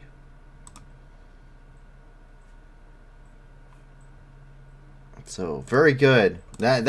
So there's been a lot of pressure on Ethiopia and Eritrea as well, who is also joining in on this to end this, because this is one of the worst. Give you an idea. So this is the Tigray region. You kind of see the little outline here. The Tigray region in Ethiopia has been cut off from all services for the last several years.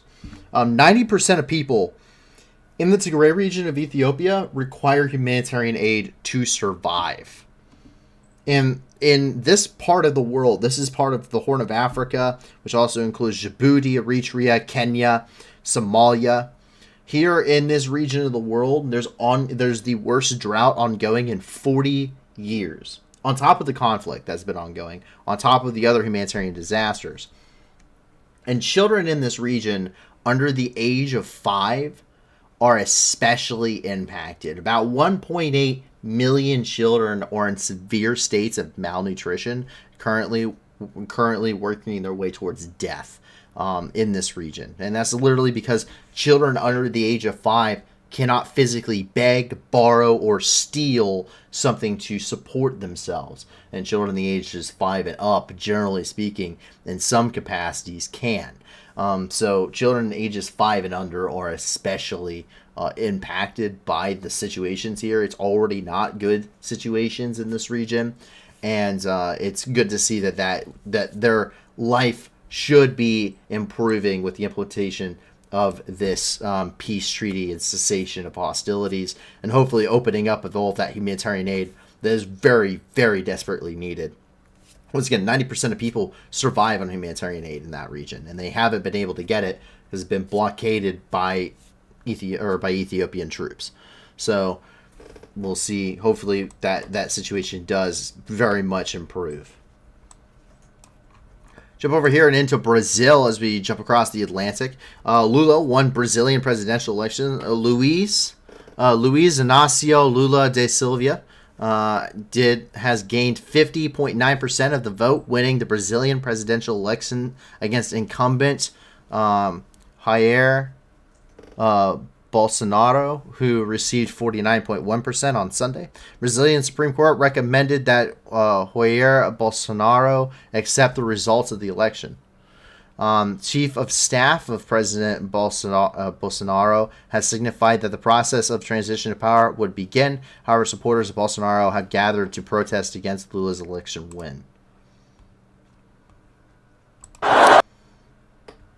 These are the protesters who are demanding military intervention.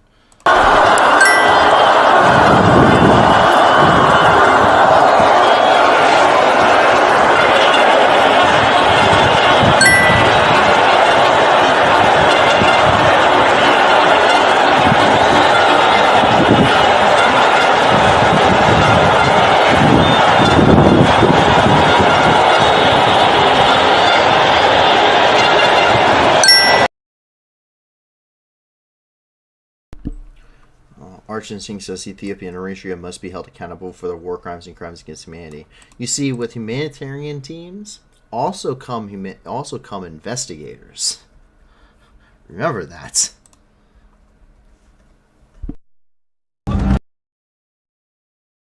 A short video coming from Human Rights Watch here, a very credible group, and I highly recommend you guys check them out.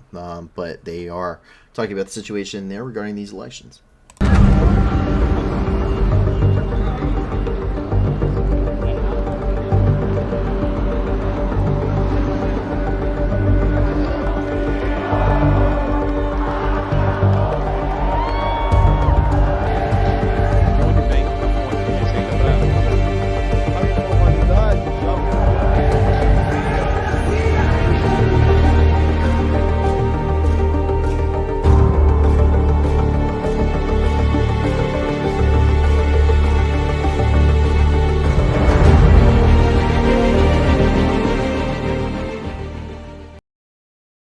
So that is coming from Human Rights Watch. As we jump up here and into Mexico, Day of the Dead celebrations occurred on the 1st and 2nd of November. The Day of the Dead is a time to remember those who have died. It's also been widely observed in Mexico and people of Mexican heritage. And this is something I actually one time took a trip up to Chicago, where I actually went to the National Museum of Mexican American Art for their Day of the Dead celebration. And let me tell you, it is very, very cool to go and visit. It's a very cool culture, and I highly recommend, if you ever get the chance, to go and kind of check out some of the traditions that they do, and some of the very incredible artwork that they create during the Day of the Dead celebrations. And coming from FEMA regarding their Day of the Dead celebrations, it's very colorful and festive.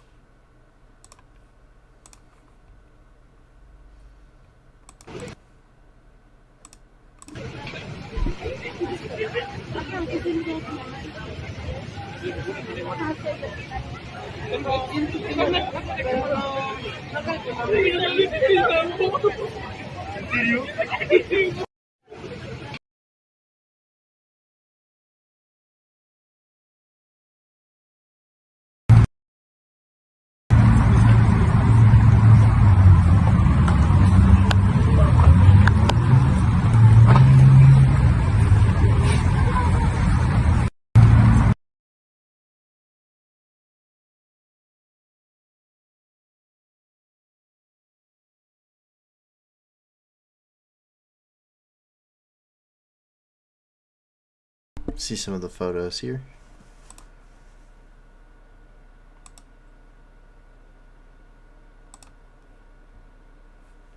It's just fascinating. Once again, it's very beautiful in its own right.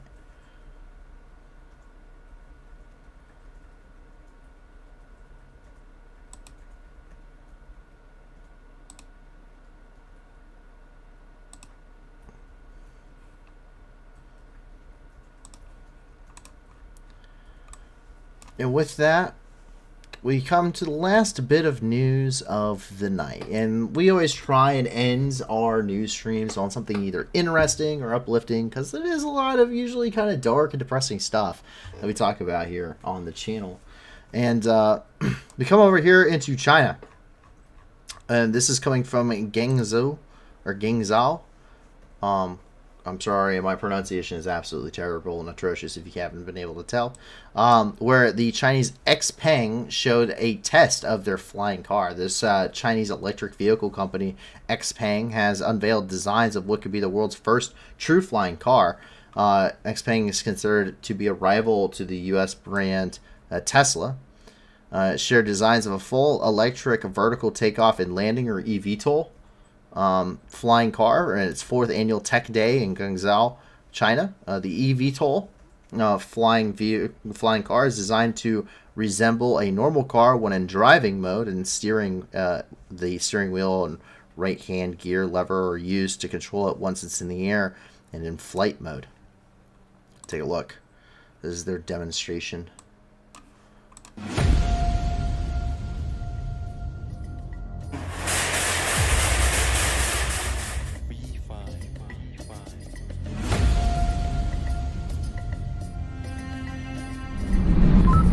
准备 X3 首次飞行实验现在开始，可以进行航检检查。S3 检查完毕。上高压电，飞控质检已完成。FCU 完成，无异常。DCU 已收到无异常。进入姿态模式，可以准备起飞。3、2、1，起飞。5米、10米。保持悬停，悬停时间30秒，执行前飞动作。飞行稳定，姿态正常，执行悬停回转动作。当前飞行高度10米，可以返回起降点。准备着陆10米、5米、3、2、1，已着陆。X3 首飞成功。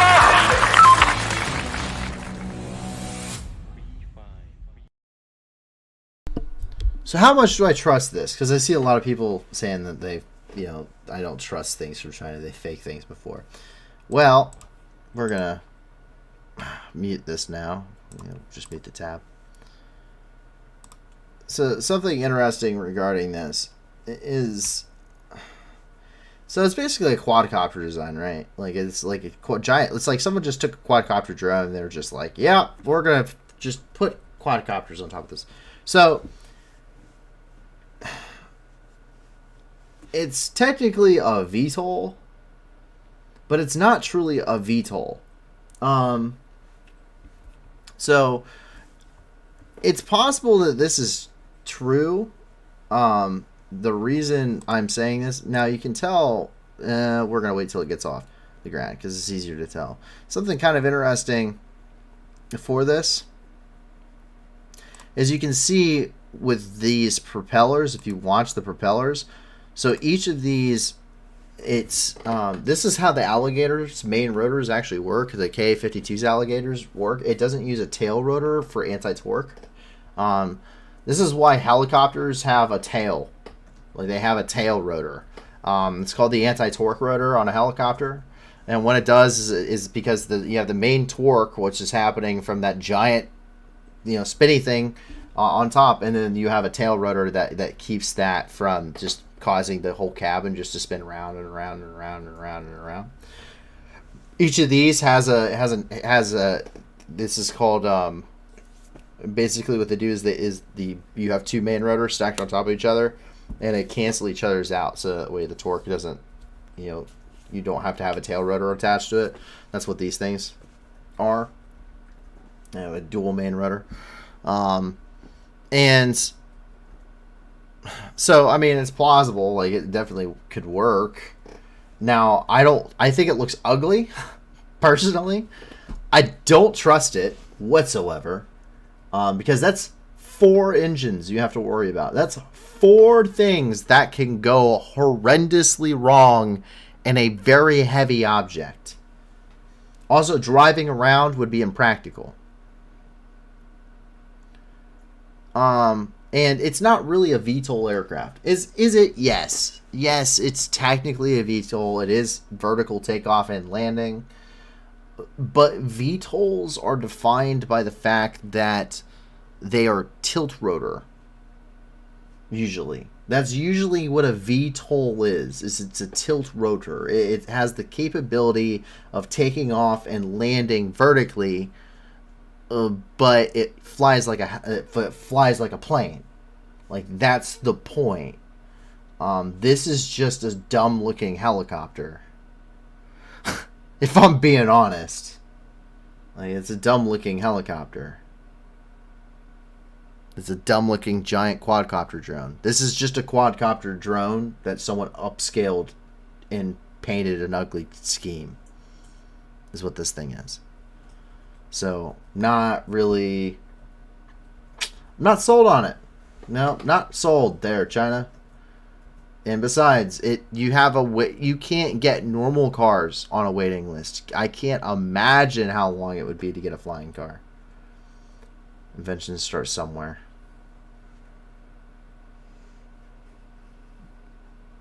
Hasn't there already been like 80 different designs for flying cars already proposed? Okay. Sorry, I don't know. I'm not sold on it. Personally. I'm not sold.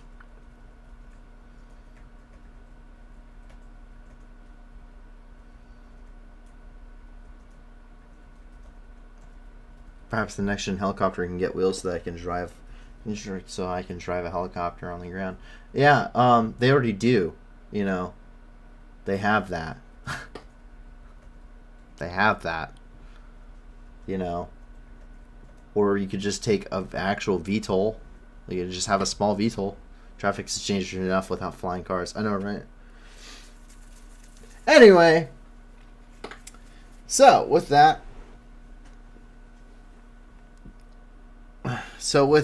that is the news of the night. And so, we covered a lot tonight.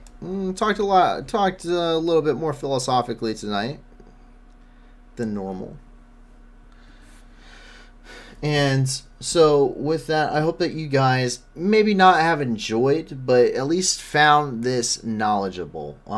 The whole point of this, there's two big takeaways of what this channel is trying to do and what the team is trying to do, because it's not just myself.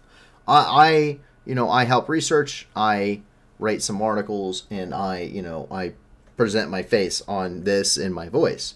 But there's an entire team of people that are behind this, and do all of this and do the research and are translating things, and it's a huge effort. So thank you to the staff who really put this together. They're the ones who really are doing this.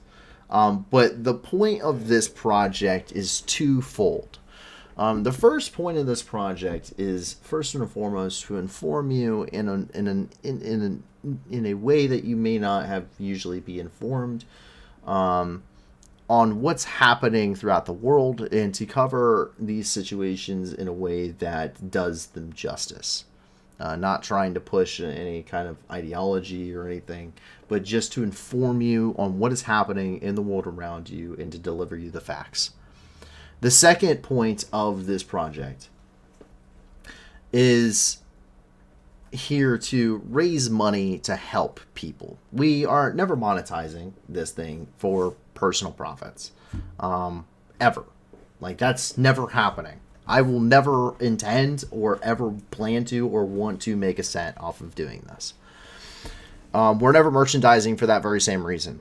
Everything we do on this project is raise money to help people throughout the world, to help, to help them, and if you check out the video description below, you'll see a ton of different organizations down there.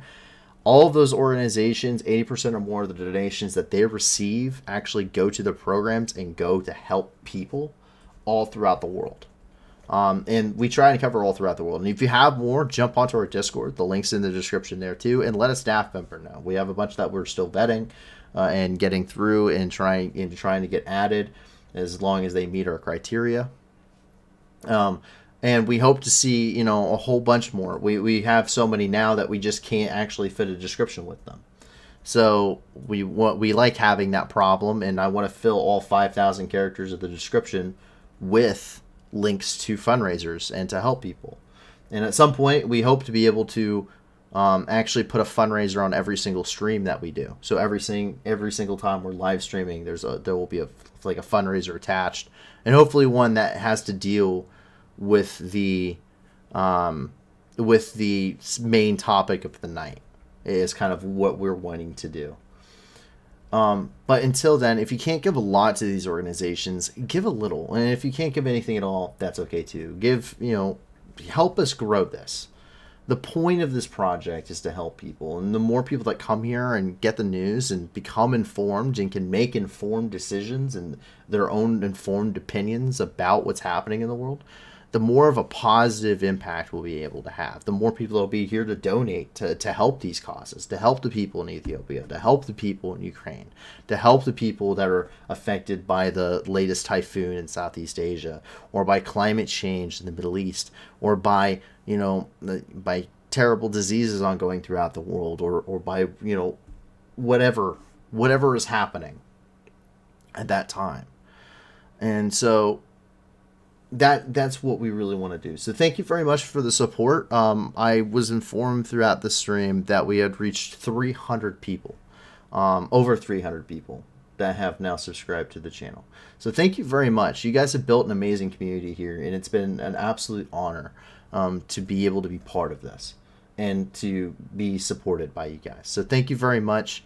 We hope to see you guys back once again tomorrow at about 5 p.m. Eastern Time, 4 p.m. Central, for another day of news. Hopefully we're not going to miss that one because I'm tired. But yes, and I hope to see you guys around in the other communities that we're a part of too. And with that, my name is Paul from the New News. I hope that you, your family, and your friends are safe. And if not, I really do hope that you find that safety and security in the very near future. And hopefully we will once again see you tomorrow. So I hope you guys have a fantastic night, and please, please be safe. See you guys around. Russian soldiers gone home. Бо ми всіх вас тут змішаємо з багном. І стріляти волноваги, і чудно кличе діти нахуй. Тут працює ЗСУ і ТМО. Нам не треба ні конфлікту, ні війни. Та ми готові всіх вас звать до сатани. Тисячі вже полягло, і все більше шлепуйло. То для них нема нічого, крім труни. Gone home, Russian soldiers gone home.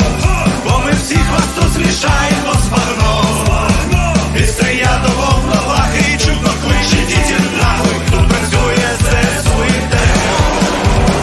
Вызволять пришел, братишка, ну привет. На моей земле тебе один ответ. Нашим людям с кирпичом, даже танки и бачок. Вам не взять нас и за 100 тысяч лет. Gone home, Russian soldiers gone home. Бо ми всіх вас тут змішаємо з багном. І стріляти волноваги, і чудно кличе діти нахуй. Тут працює ЗСУ і ТМО. Mr. Putin, on behalf of all our guys, no one's scared of your nuclear device. You can take your top 11, shove it up your wrinkle bomb. Oh, we'll come and help you fit it in your skull. Gone home, Russian soldiers gone home. Бо ми всіх вас тут змішаємо з багном. І стріляти волноваги, і чудно кличе діти нахуй. Тут працює ЗСУ і ТМО. Gone home, Russian soldiers gone home. Бо ми всіх вас тут змішаємо з багном. І стріляти волноваги, і чудно кличе діти нахуй. Тут працює ЗСУ і ТМО. Gone home, Russian soldiers gone home. Бо ми всіх вас тут змішаємо з багном. І стріляти волноваги, і чудно кличе діти нахуй. Тут працює ЗСУ і ТМО. Gone home, Russian soldiers gone home. Бо ми всіх вас тут змішаємо з багном. І стріляти волноваги, і чудно кличе діти нахуй. Тут працює ЗСУ і ТМО. Идите нахуй!